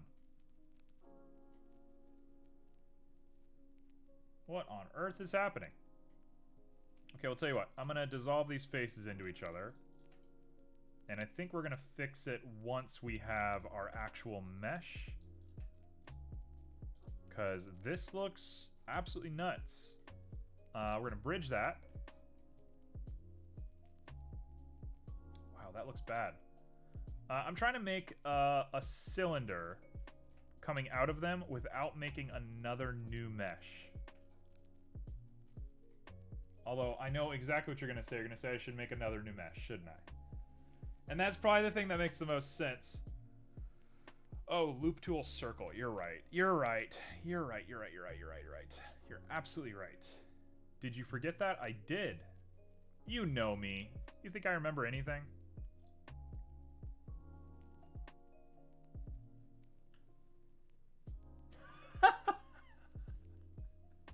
It crashed! How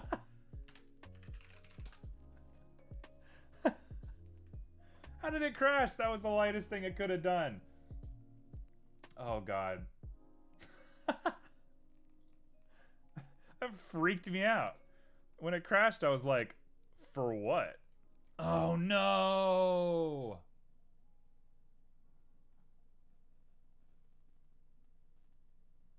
I'm mad. Oh, okay.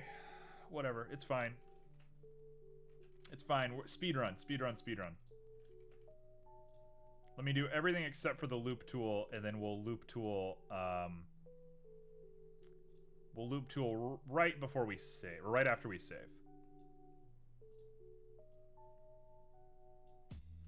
I wasn't super proud of the design that we had made anyway, so it's fine. That's what I will tell myself so that I can go to sleep tonight.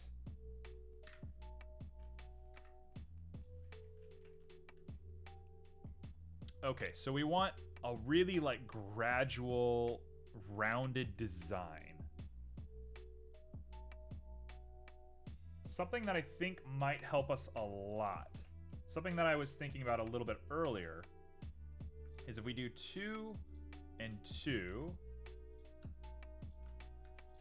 and I push these guys aside like that.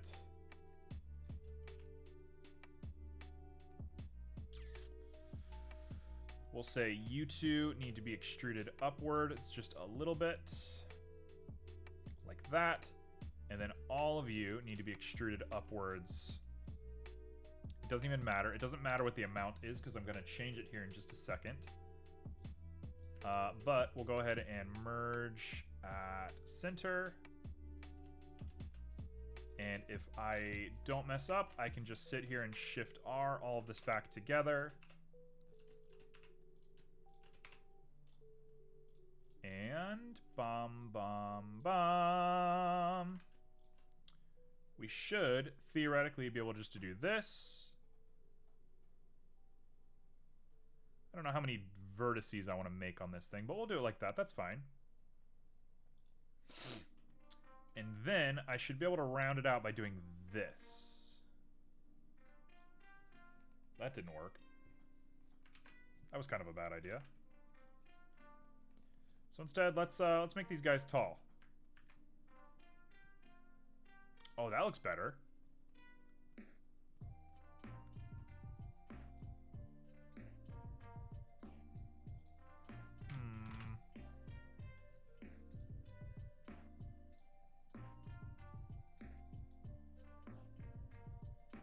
Apply scale before bevel. That's a good idea. That's a really good idea. So let's go ahead and apply scale. Go back to this. And we're going to hit up each of our vertices. And by vertices, I mean edges. Didn't really make a difference. They don't look bad. I mean, I don't dislike it. It looks fine.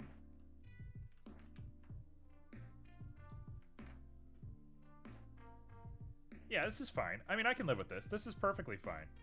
We'll do it just like that. And I'll go ahead and grab everything, and we are going to merge by distance. 16 vertices. That looks good to me. I'm going to save. And we've now saved. And Simo had the brilliant idea, the absolutely brilliant idea of pushing all of this in like that. And then we're going to please work. You know what? I'm gonna do one at a time. Loop tools, circle.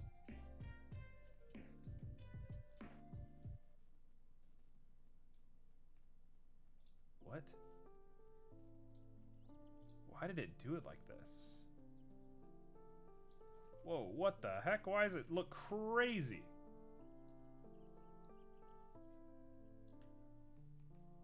Then just scale and rotate. Tell you what, I actually have an idea that'll probably fix this a little bit. Yeah, it's pretty wild. I'll give you that one. We'll go ahead and dissolve those edges.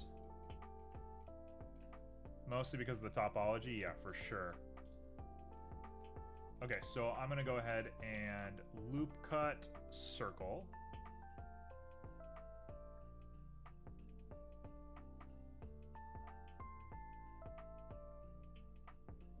I'm gonna not move it. Loop cut circle.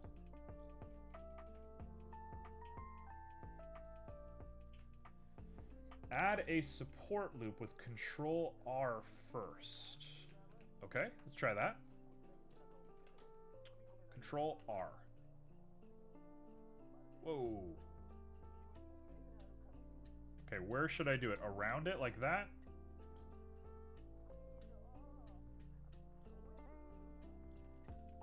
Point 2. Okay, point 2. I'll do the same thing here. Simo, you just know everything.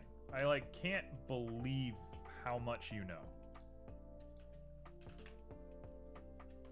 Okay. So now, theoretically, I can circle tool that. God, it looks bad. I'm going to remove that support loop just because I'm a little bit worried what it's going to do later. What I will do here, though, is scale these guys down. They don't need to be big.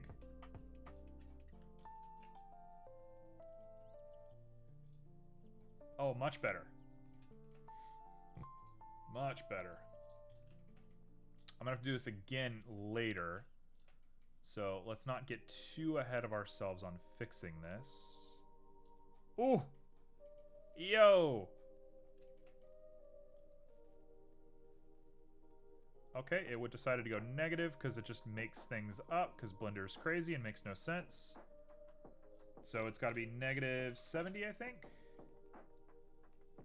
Looks pretty symmetrical to me. Did you work? Oh, we're in! Okay. We're in. Now I just go bridge. Ooh! Yo.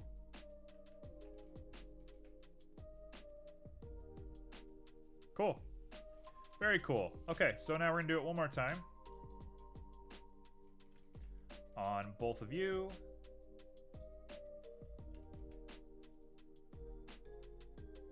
Make sure it's nice and small. Remove the edge loop. Remove the edge loop. I'm gonna go ahead and save. We're in a loop tool circle. Loop tool circle.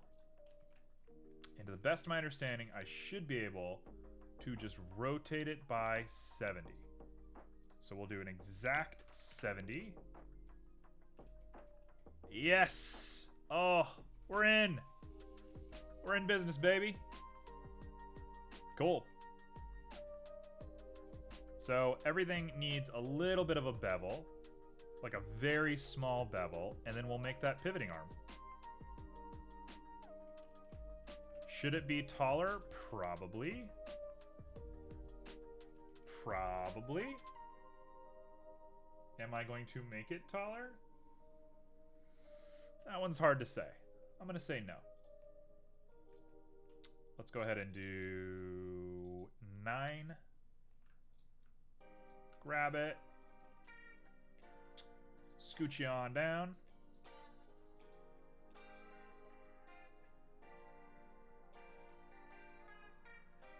I think I want to use like a sphere. Using connected.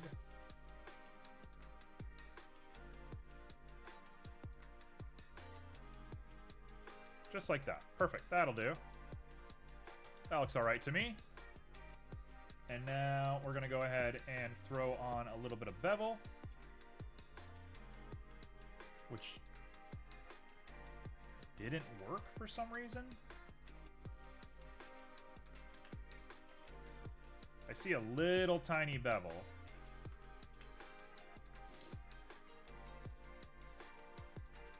There must be overlap somewhere.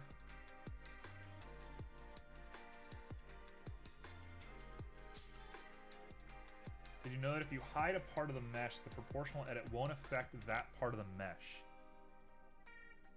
Simo? Alright, Simo. Someone's got some ideas. Someone's got some real ideas over here. Again, I don't know what I would do without you, man. You're the only one keeping me sane at this point. Joe is actively trying to make me insane.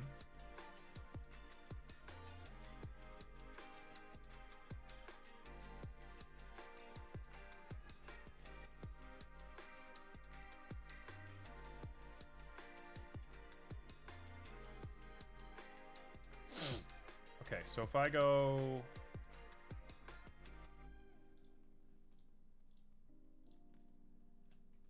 Did you just say my name? No, not at all. I never mentioned you. Never mentioned you at all, Joe.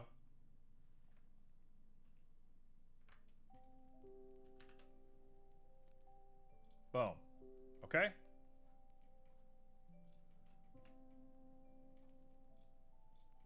We'll go ahead and pull everything back. Joe, man, Joe is crazy. Joe just never knows when to stop. I thought Joe was busy. I didn't know he was here and like watching the stream and listening to what we were saying. Gosh, what a guy.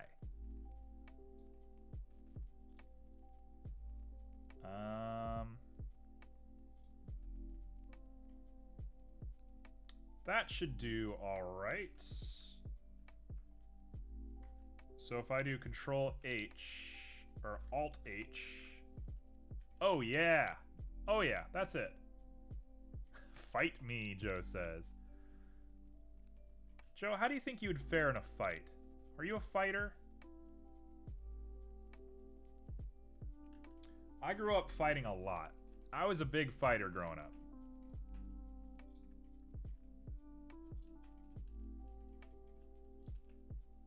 Poorly. That's good. I think that's how it should be. I don't think people should be good at fighting. I think the days of beating each other over the heads with clubs has long since passed. But I do find some weird sick satisfaction from being a guy who knows his way around a little bit of fighting. So in my own dumb way, I kind of like that I fought so much when I was a kid. But I'm glad that I am virtually a pacifist at this point in my life.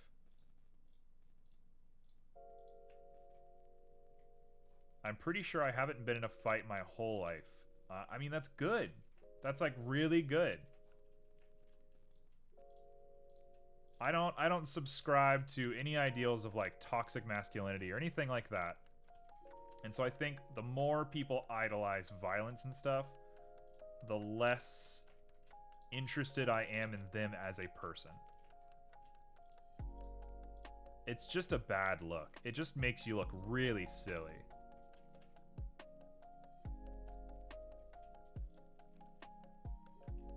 Alright, if I do this, is this going to totally ruin the mesh? What I'm basically doing is adding more subdivisions on the part you don't see.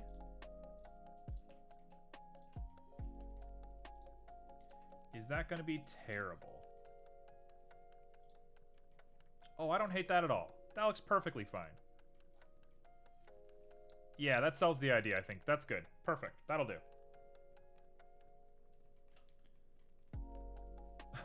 Joe says I'd get my ass kicked real quick. Joe, I can't even begin to imagine what you look like as a person. The vision I have of you in my head, it's kind of hard to put into words. Let's all take predictions. What does Joe look like?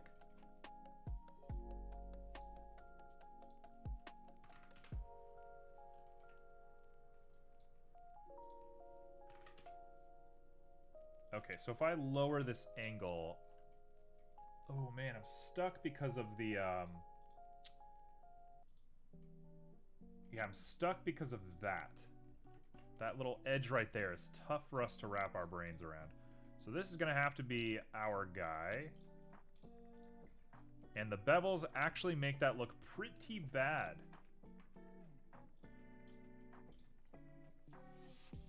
Now, dare I try and see what subdivision's gonna look like? Ugh! Yuck! It makes this part look good. It makes the back part look so bad. But, hold on. If we take all of this... Not this, don't do that.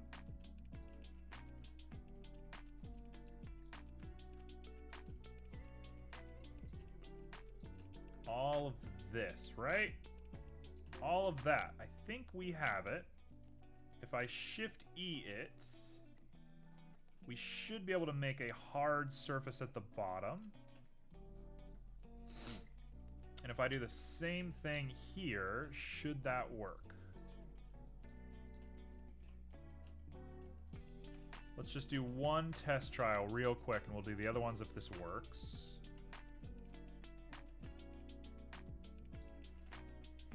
That looks bad.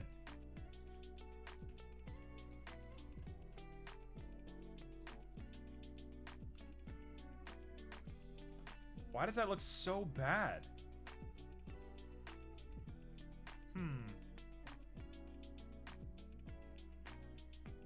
Yeah, that ain't it. That ain't it, Chief. Because of tries? There's no tries in this. These are all quads.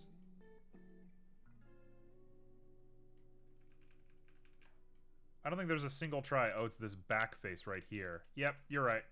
It is tries. It is tries. You're right. Simo, and you're right. You're right. Okay, so if I take this and we just J across here to make this face right.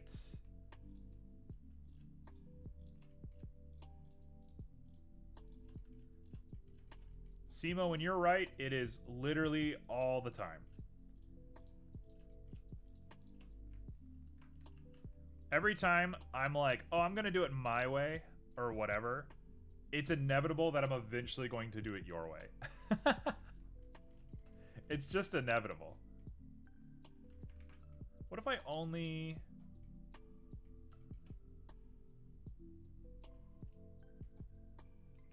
You know what? I'm gonna deal with that later.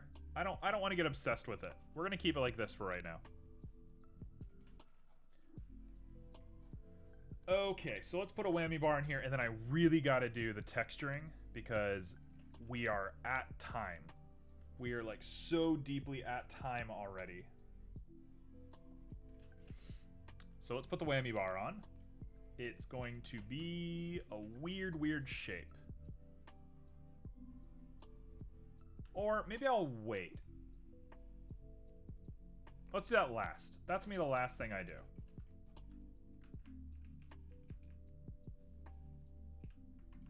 There we go. Okay, now we don't have any creasing, so I don't have to think about it. We got the bridge, we got the lute. Let's grab the bridge, let's turn it by 90.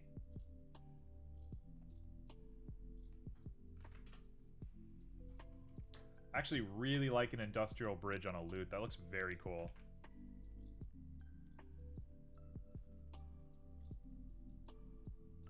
That looks very cool.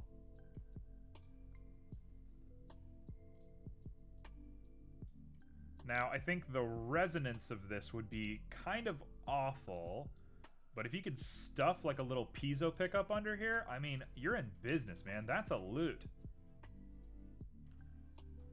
That ain't half bad. That's a cool little thing right there. Okay, we'll keep it just like that. Use auto smooth on the bridge. Okay, you got it. I'm gonna have to keep like a list next to me of just things to do. So we'll say 60 is probably the correct angle for us, so that stays smooth, but these don't. I can add more subdivisions later, especially if I end up doing a bevel or whatever later. When eventually I make this into a portfolio piece, it'll be like... It'll be better, I promise. Okay, and that part, that sucks. Right there, that sucks. This little join right here, that's not my favorite thing in the world. And that headstock really needs some love. Other than that, I'm pretty stoked about this thing. I like this. This isn't bad. I think I'm inclined to try and do a little bit of this. Hold on. I'm inclined to do that.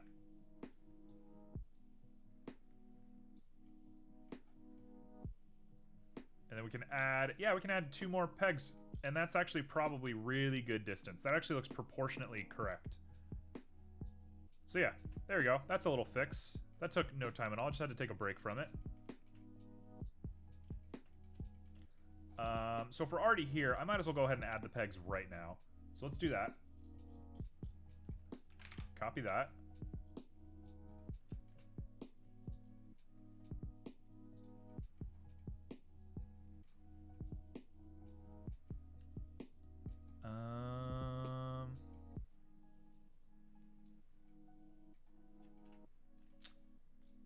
Let's see here. You need to be backed up just a little bit.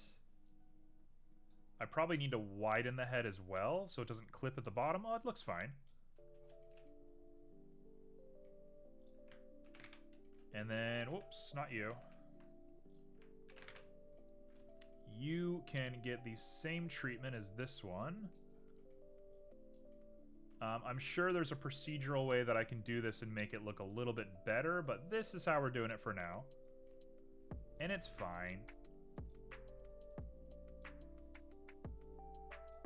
I could have done something like maybe an array with a mirror somehow.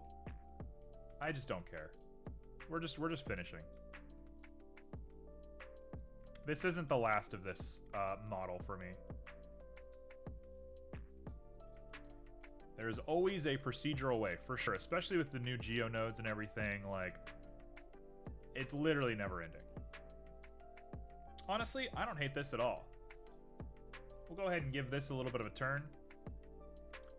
Are there things that I want to improve on this? Yes. Yes, there are. Of course there are. But it looks pretty good. This looks great. Cool. So let's go ahead and pattern it. Oh, actually, nope. There's one more thing that we need. Very crucial. Lute players around the world are going to be so angry at me for doing this. Sorry. They're going to be so mad. So sorry to ruin you guys' life.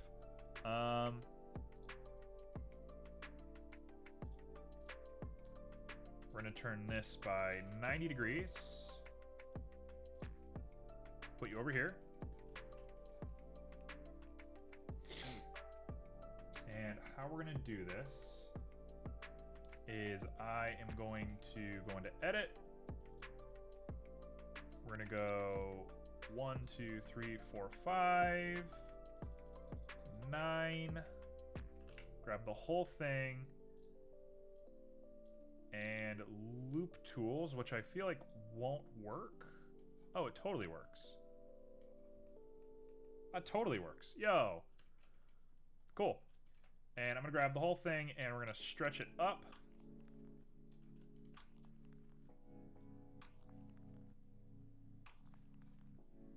We're going to do that. And then I'm going to grab just that part and stretch it out using a proportion like this.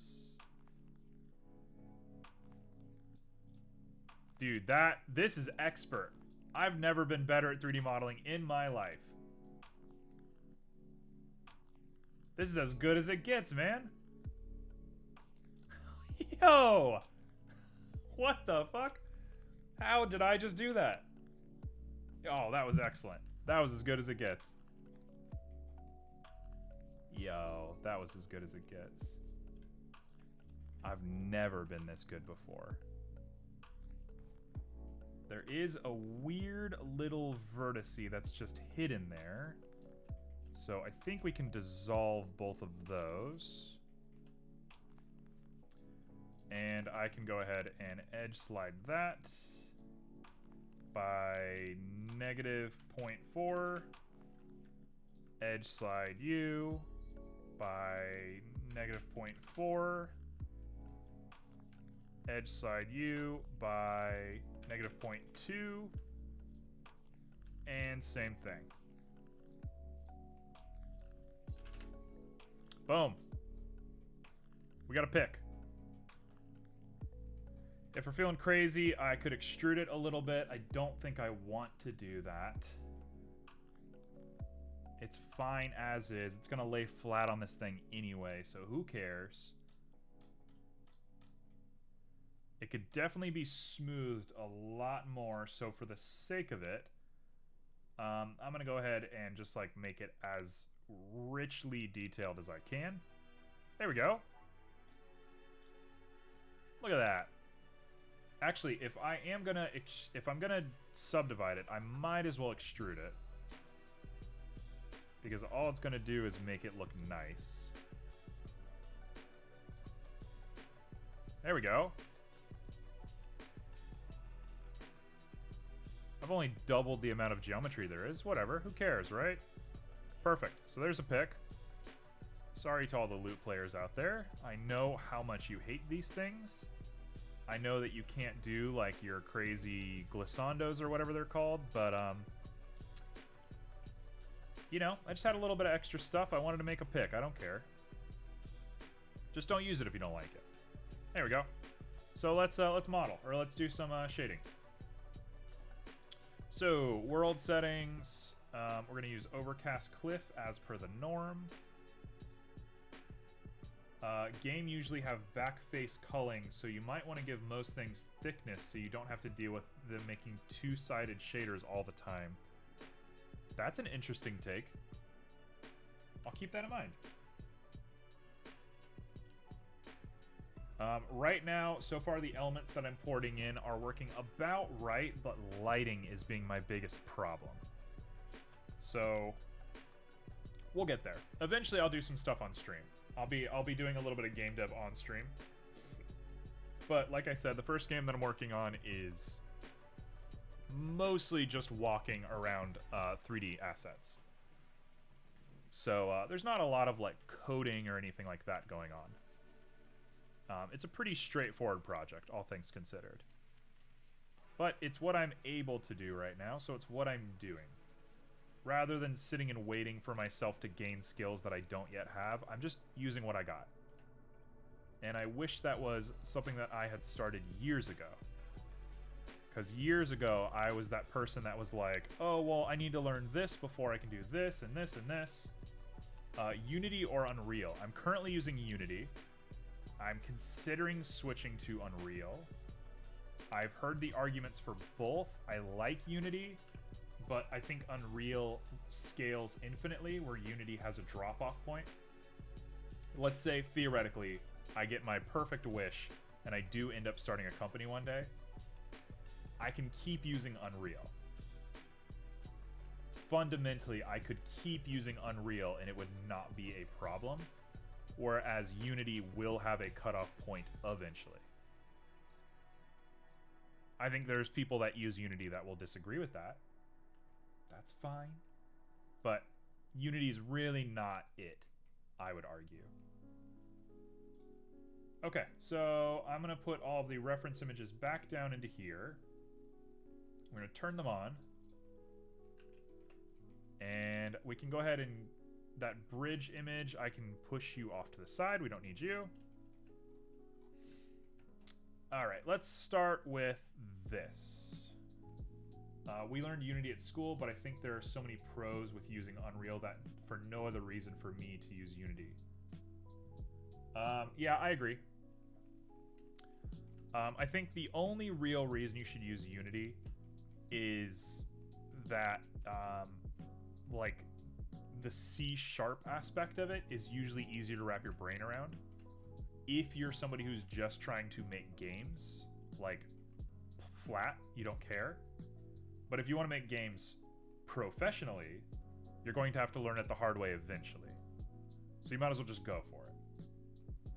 You might as well, like, just bite the bullet and really just go for it.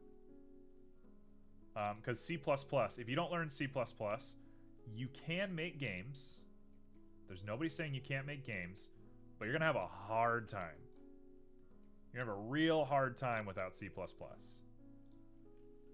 And people that do, like, 3D and stuff, that probably doesn't apply to you. Like, unless you're a technical artist, you're not going to be asked to do any sort of coding. But man, it doesn't hurt to learn it. Yeah, if you're an artist, Unreal is a no-brainer. But you still need people who are doing the coding for you. That's the part that matters.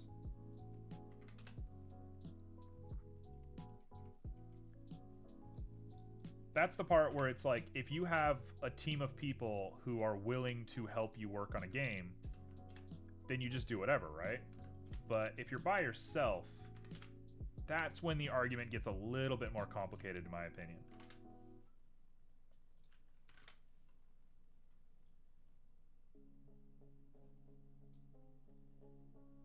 Yeah, but you can make cool scenes for your portfolio and get a job. Yeah, but there's still technical know-how. That's all I'm saying. And nobody should shy away from technical know-how. Of course, you should not shy away from technical know-how. But people do. And for those people, if you're gonna shy away from something, you might as well go for Unity. Unity is gonna be a little bit easier to wrap your brain around if you're just trying to throw something on a canvas. But to that point, you should probably be using Unreal for more legitimate things, I think.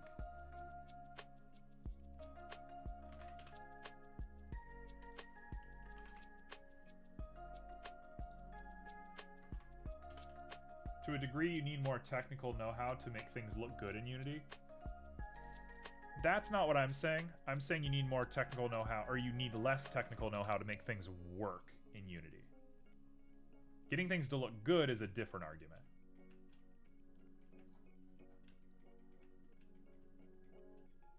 Okay, so I got a wave going like that. And now we're going to add a gradient that I'm hoping isn't going to absolutely ruin us. So if I use like a spherical radiant. Oh, disgusting. That's gorgeous, but it's not what we're doing. I'm going to keep that in mind, though. I actually have an idea. We could use this.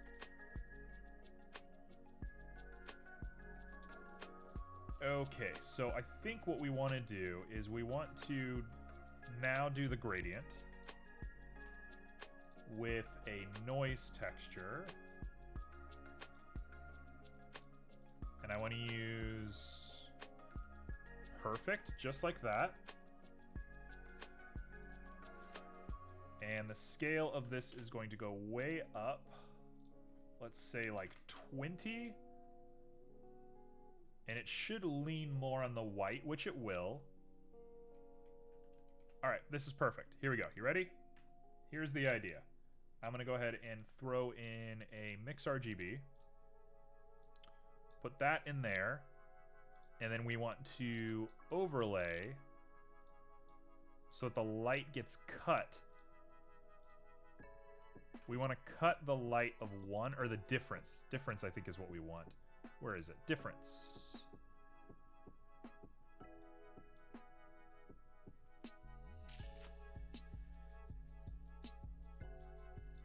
Hello? Why is it not...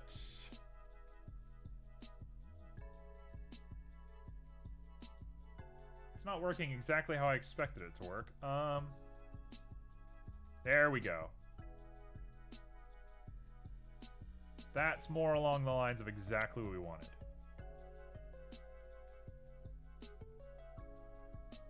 Yep, that's right. Cool, this is exactly what we want. Perfect. So now I just have to get the colors right, and it'll look great. So, let's grab that color, and then we want the red. We want this color right here. We should be pretty close. 0.36. 0.33. There we go. Little tiny streaks on there. Just really tiny little streaks. That's the goal right there. That looks perfect. Wow, that could not look any better. That looks absolutely perfect. Cool. Now what? Now we want, first off, I want to lower this down, and I need to, we need to make this a little bit more grainy like wood. So I'm gonna rough it up a little bit. Oh, there we go. Let's rough it up using this. There we go, and you can see those lines, and the lines are going to hold the light pretty well. This might be a little exaggerated, but I think it's fine. Next up, Specular. We'll put you at 0.75. No metallic. None of that. Clear coat. None of that. I think that's it. I think that's all we want for this. It doesn't look exactly like wood, but I don't hate it. It looks pretty nice. Hey, Simo. You enjoy yourself. I'm assuming you're going to bed, and I'm surprised you stay up as late as you do normally. So, you go enjoy your life. Have some nice dreams or whatever it is that you're going to go do. Okay. So now we want the same thing. So I should probably make it this material. We're going to call you... we're going to call you Face. Lute Face. And now I'm going to call this Lute Body.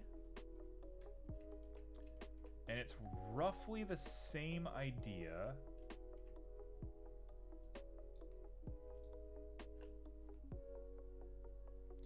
Except it's a lot more clean. Yeah, just like that. Get rid of that. And now it should be cleaner. And this should be dropped down lower, and it should be 2 colors.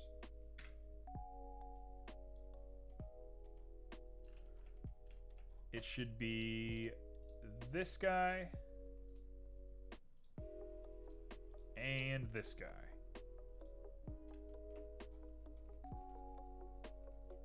Oh, it's kind of there.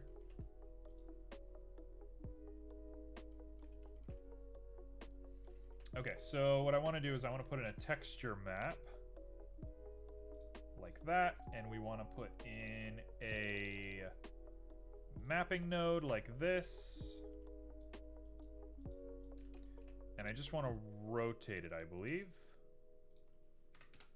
along some axis. Not sure what axis that is going to be. Doesn't like it. Let's go back to 0, and then we're going to slowly trickle it down and see what this looks like. That's strange. It's not what you wanted to happen.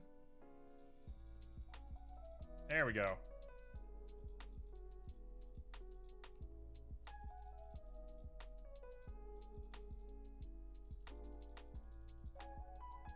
Strange. Okay, that's not at all what we want. I want like a 3D wrap. I want this, but it needs to wrap like in a circle. That's not bad.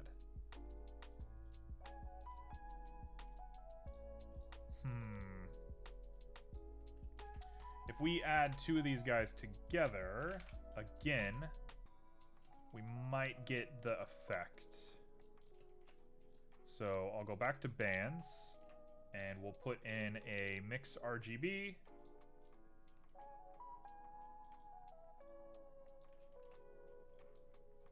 And that looks just about right. So let's go ahead and take...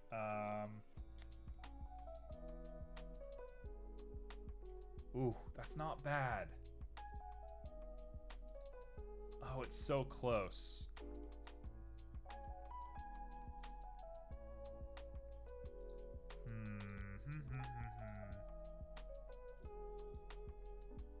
Overlay.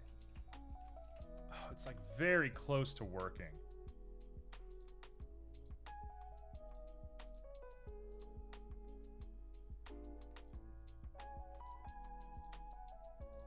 Yeah, I think multiply is going to be our best bet.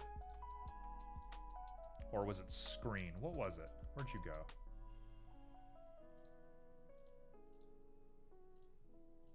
Overlay. It was overlay. Got it. I think we're going to take overlay. We're going to do it like this. It's going to be a bit exaggerated, a bit weird looking, but it should be fine. And the head is going to be interesting like that too. Okay, perfect. Cool.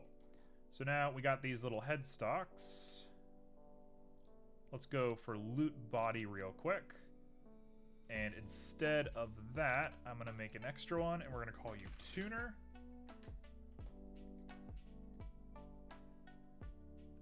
And do we want to do anything with this tuner? It's like a two-tone, very gradual looking wood. So we're going to go like that.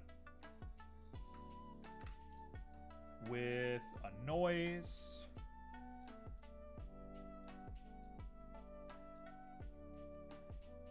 The noise is going to be scaled way down. And the roughness definitely needs to be pushed up. Like 0.6, I think. Same with you. Your roughness is like way too high. There we go. Just like that.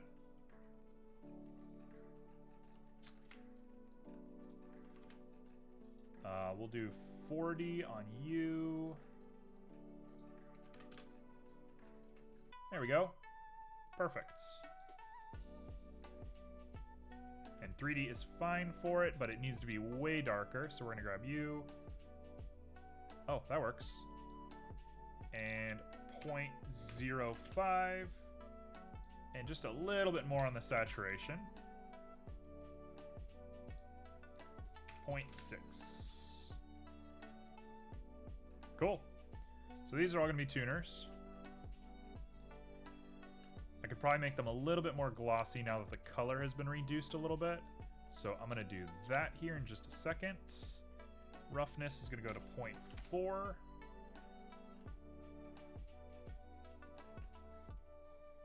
And now the fingerboard, we're going to start with just the fingerboard, probably being the same color as the tuner. That doesn't look half bad.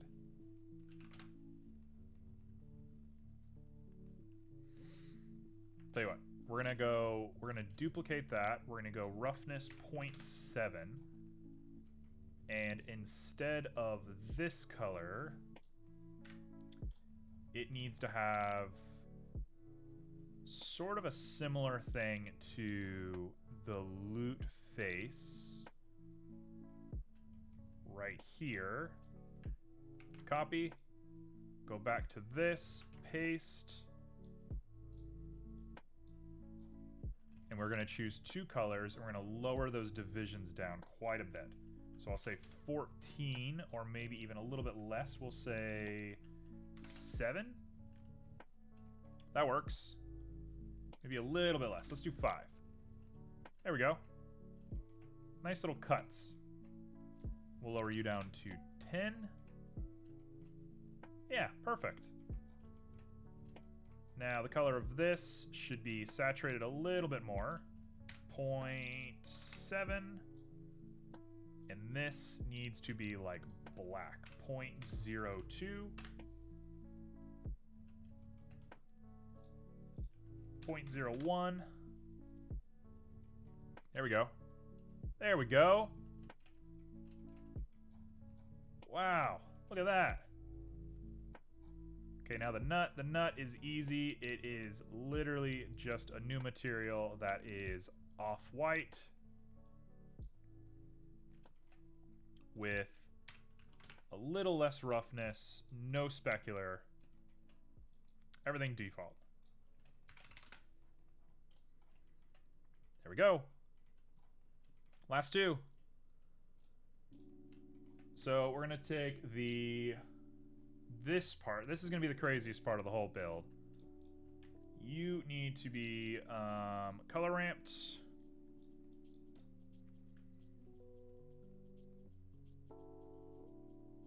Gradient Wave was kind of a crazy looking thing that we talked about using later today. So let's try it right now and see how it looks. So if I go Texture, Gradient, here, or if we go Radial, Quadratic Sphere, how did we get it looking so crazy? Distortion was like 20. How did we do this? Oh, hello. Cool. Okay, that works. So that's going to be sort of our system, and we're going to go up on the detail scale. Maybe a little bit down. Detail comes up. Roughness way up to like 0.75. Detail, let's go to like 30. Detail scale to like 8. That's a rosette right there.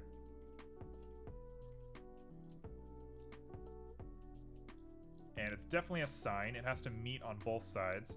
So, what color is this thing? It is going to be a dark, deep saturated green. It has to have that lavendery, like, purple color.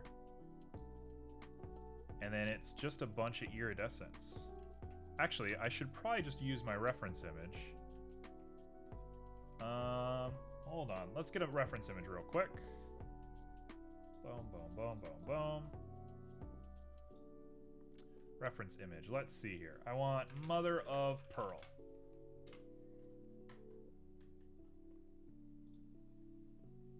Oh, it's gorgeous looking.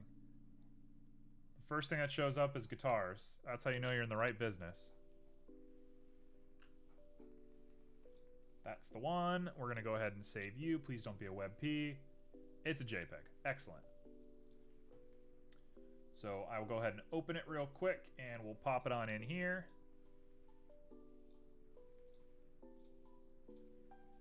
We're going to match all of those colors to the best of our ability. So looking at it objectively right now, we can probably lower that scale down a little bit.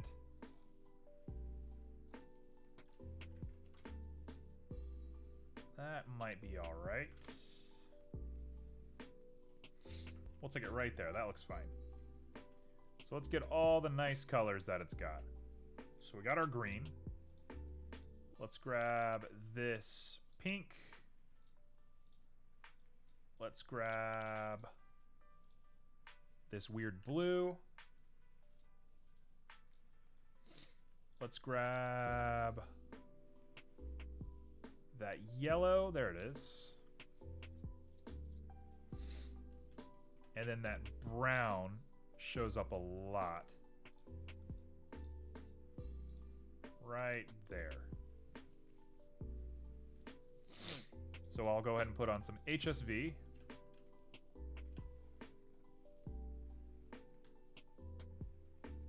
Actually, I'll put on some B-splines here.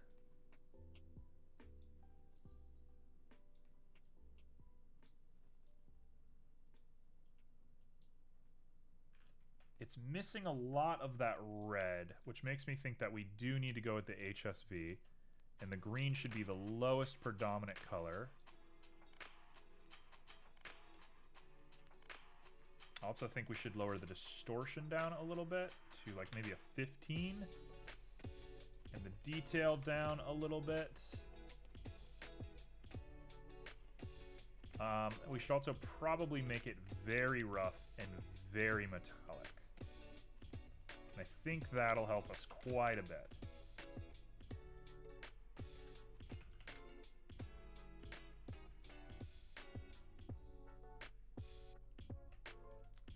I guess we could probably use this to determine metallics.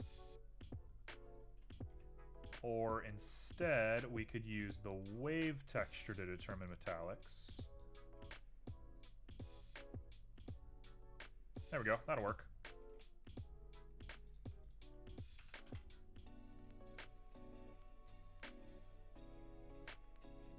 Sure, that's fine.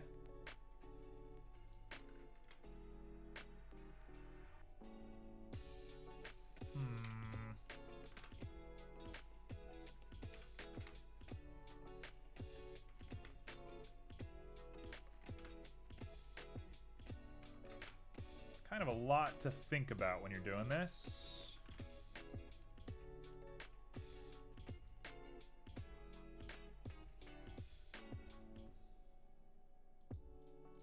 Tell you what, the gradient might be the thing that's killing us, so I'm going to try switching to a magic texture real quick. And we're just going to lower that scale way down. Oh, that looks infinitely better. That looks so infinitely better. So I'll do like 0.3.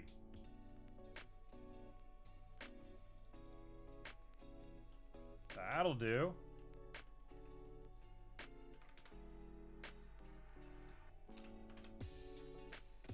That'll do. Yeah, right there. That's the one. So now we need a lot more blue.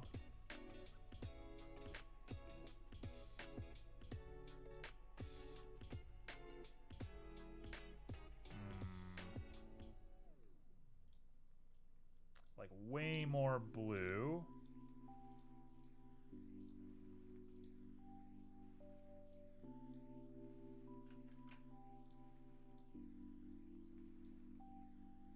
We'll put the white right in there. And then I also need a white in here. Oh, I see it. Okay, I got a way that I can fix this. I got the final little nail in the coffin on this thing.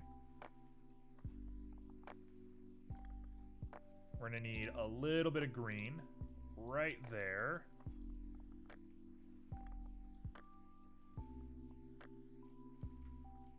Oh, she's gorgeous. Oh, she's gorgeous. Cool. And then we're going to want to add one little extra thing, and that is going to be a gradient. And I'm going to try my best to make this work correctly. A nice gradient.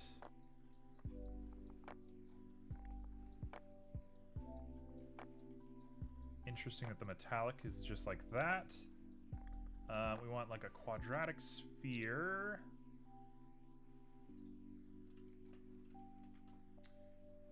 Tell you what, I'm gonna try my best to make it the same. So if we do this and the mapping node, we should be looking at some pretty easy dividends here. And instead we'll use object and scale.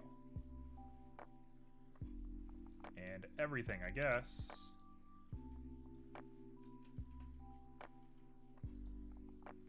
What? Why is it giving us so much trouble?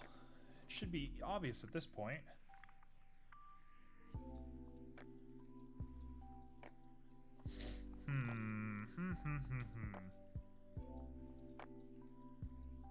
Scale.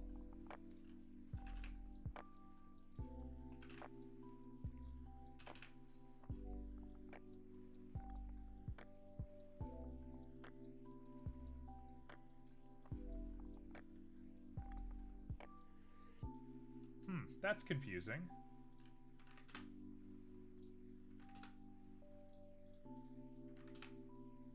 That is very confusing. Why is it like that?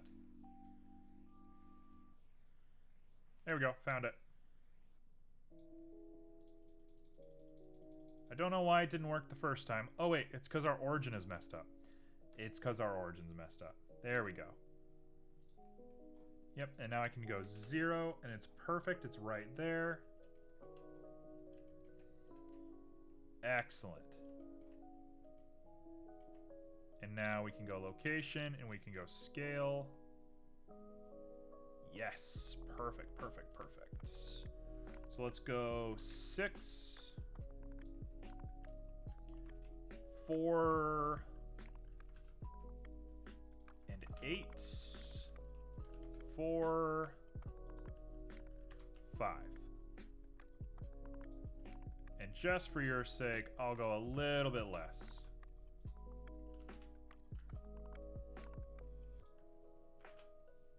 Perfect. So that should do it. So if I grab all of this and push it out here, and we add a mix RGB.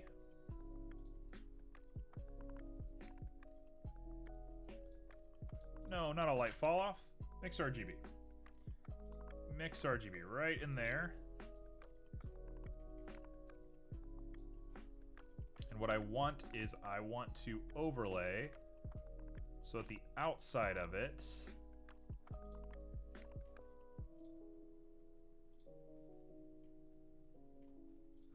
it's a little too hard for me.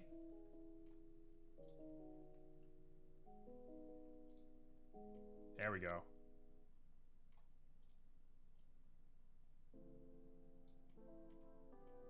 You want a difference more on this one, though.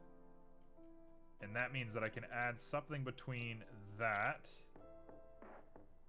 Oh, she's gorgeous. So that means we should also probably do that right there.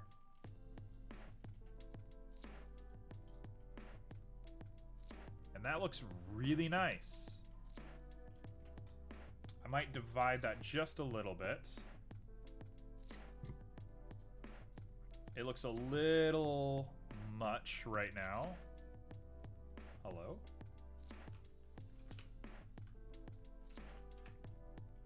There we go.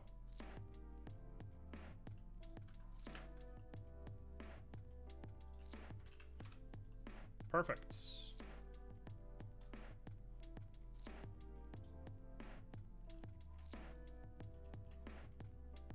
The scale is still a little weird for me.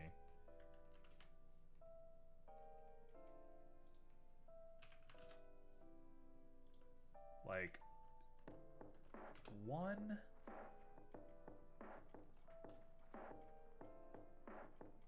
Oh, look at that.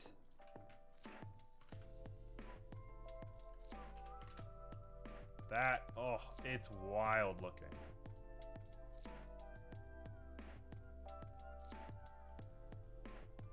Oh, it's wild looking.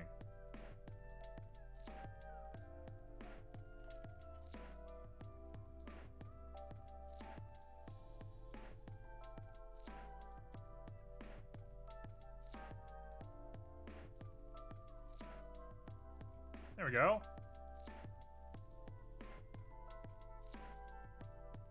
So I think that's what I'm going to call it right then and there. I could probably make this a little bit more chill. It probably doesn't need to be so crazy looking, but it does look nice.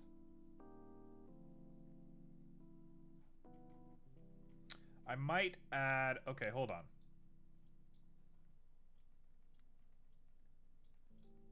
Let's do this real quick. I'm going to add another color ramp right here, and we're going to add like a sparkly like navy blue right there.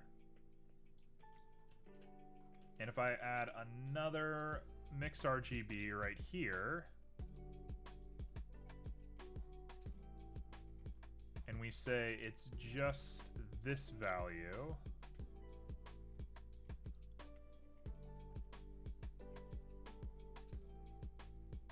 yep, okay, so we just want the outside of it to be like that.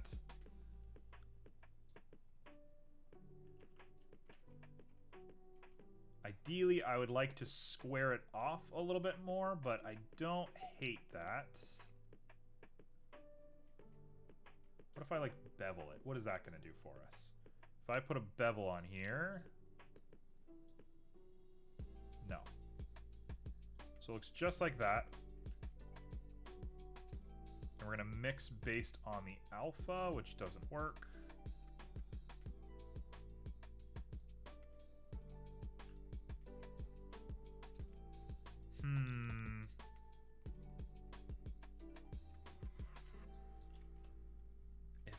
instead, I tried my best to... Oh gosh, how am I going to do this? Geometry.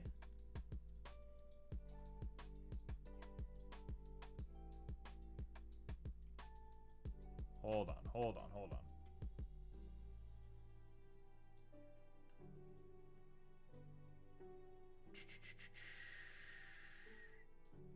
I just want to make a square around this thing. Okay, so it's not through geometry. What are you through?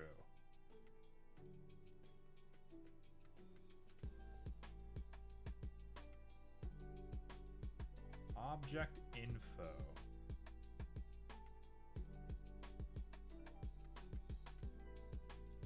Nope, that doesn't help us at all.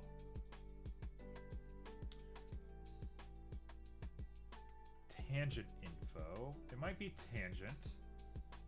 Could be UV. I really doubt this somehow. Oh gosh. We're so far into it to lose it right here.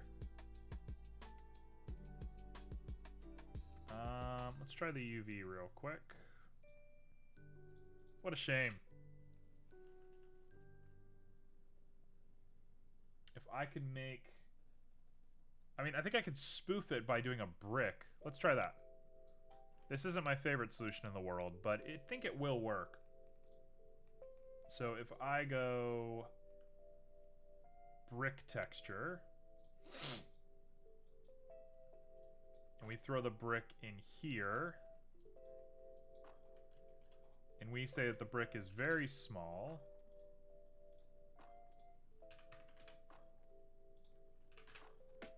like 0.1, 0.1. Brick 1 is white, brick 1 is black. Scale is much, much bigger. Mortar size 0.001. Oh gosh.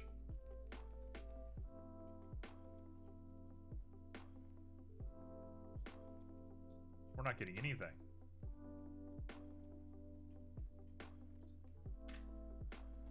That didn't work at all. Why did that not work?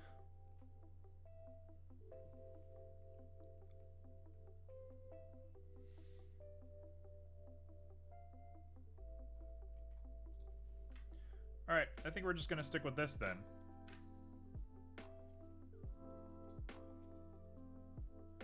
It definitely needs a little bit of work. It looks a little too just out of place for me, but it'll be fine for now. That'll be what we're sticking with. And then I'll put some frets on this guy in a little bit. Okay, so we'll go ahead and get rid of you, and I'll go ahead and make that guitar pick, and then we'll call it.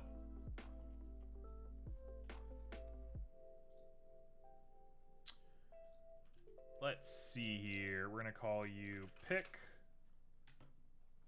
Picks are lovely because they can basically be whatever you want. Theoretically, I could just go ahead and click this and say mother of pearl. But I'm not going to do that. Instead, we're going to do a brand new material. That's going to be chrome. Pick. Okay, we got our pick material. Let's throw on a converter for a color ramp. And it's going to go from black to this charcoaly, weird looking red with a little tiny dash of bright red. Like that. And this can't be true. It'll be like that. And it's pretty easy from here. All we need to do is just throw on a wave and give it a lot of crinkles and we're done. So I'll give it a diagonal. We'll give it a distortion of 30. I mean, already we're done, right? That was easy.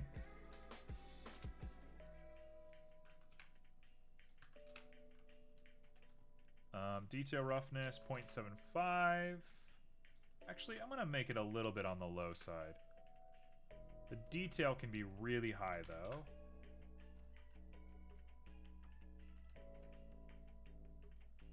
And that's probably all we need to do with it.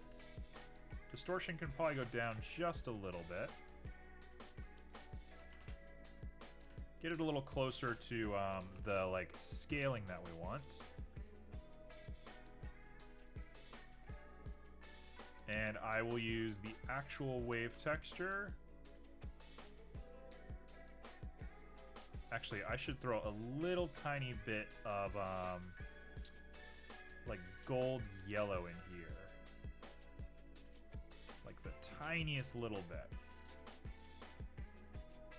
There we go. That makes it look authentic. Now it is both metallic and roughness.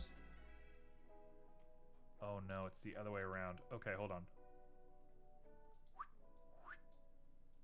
You go there, you go there, you go here, you go there.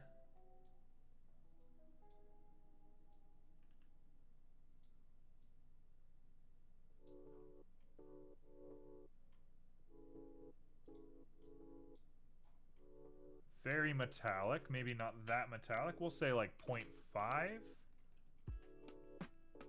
The roughness changes based on where that is. That looks about right. I dislike that now. Let's keep it clean.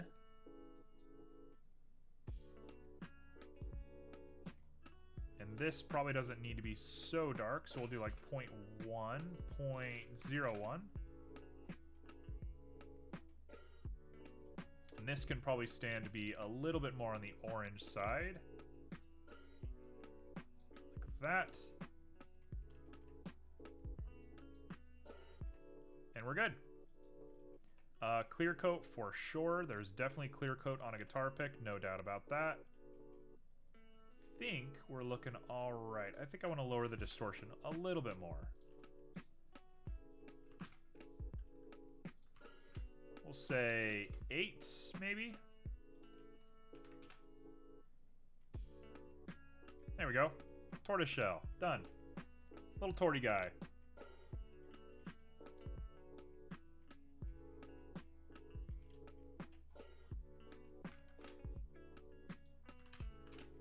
I can't stop picking at it. I'm like, there's so much more that I like want to do with this, but I think we're looking pretty good. I might take this bright color and make it that color. Oh, that did it. That just did it. That was it. Put a little tiny darkness between the two of these guys. Yep, that did it. Maybe even a little bit darker than that.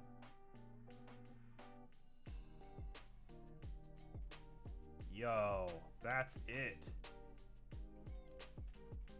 Detail can go up like a ton, and we're here.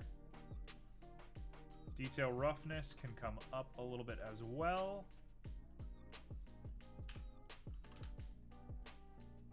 Perfect. And we're good. So far, this is what I have for the Lute. I'm probably going to work on this over the weekend a little bit.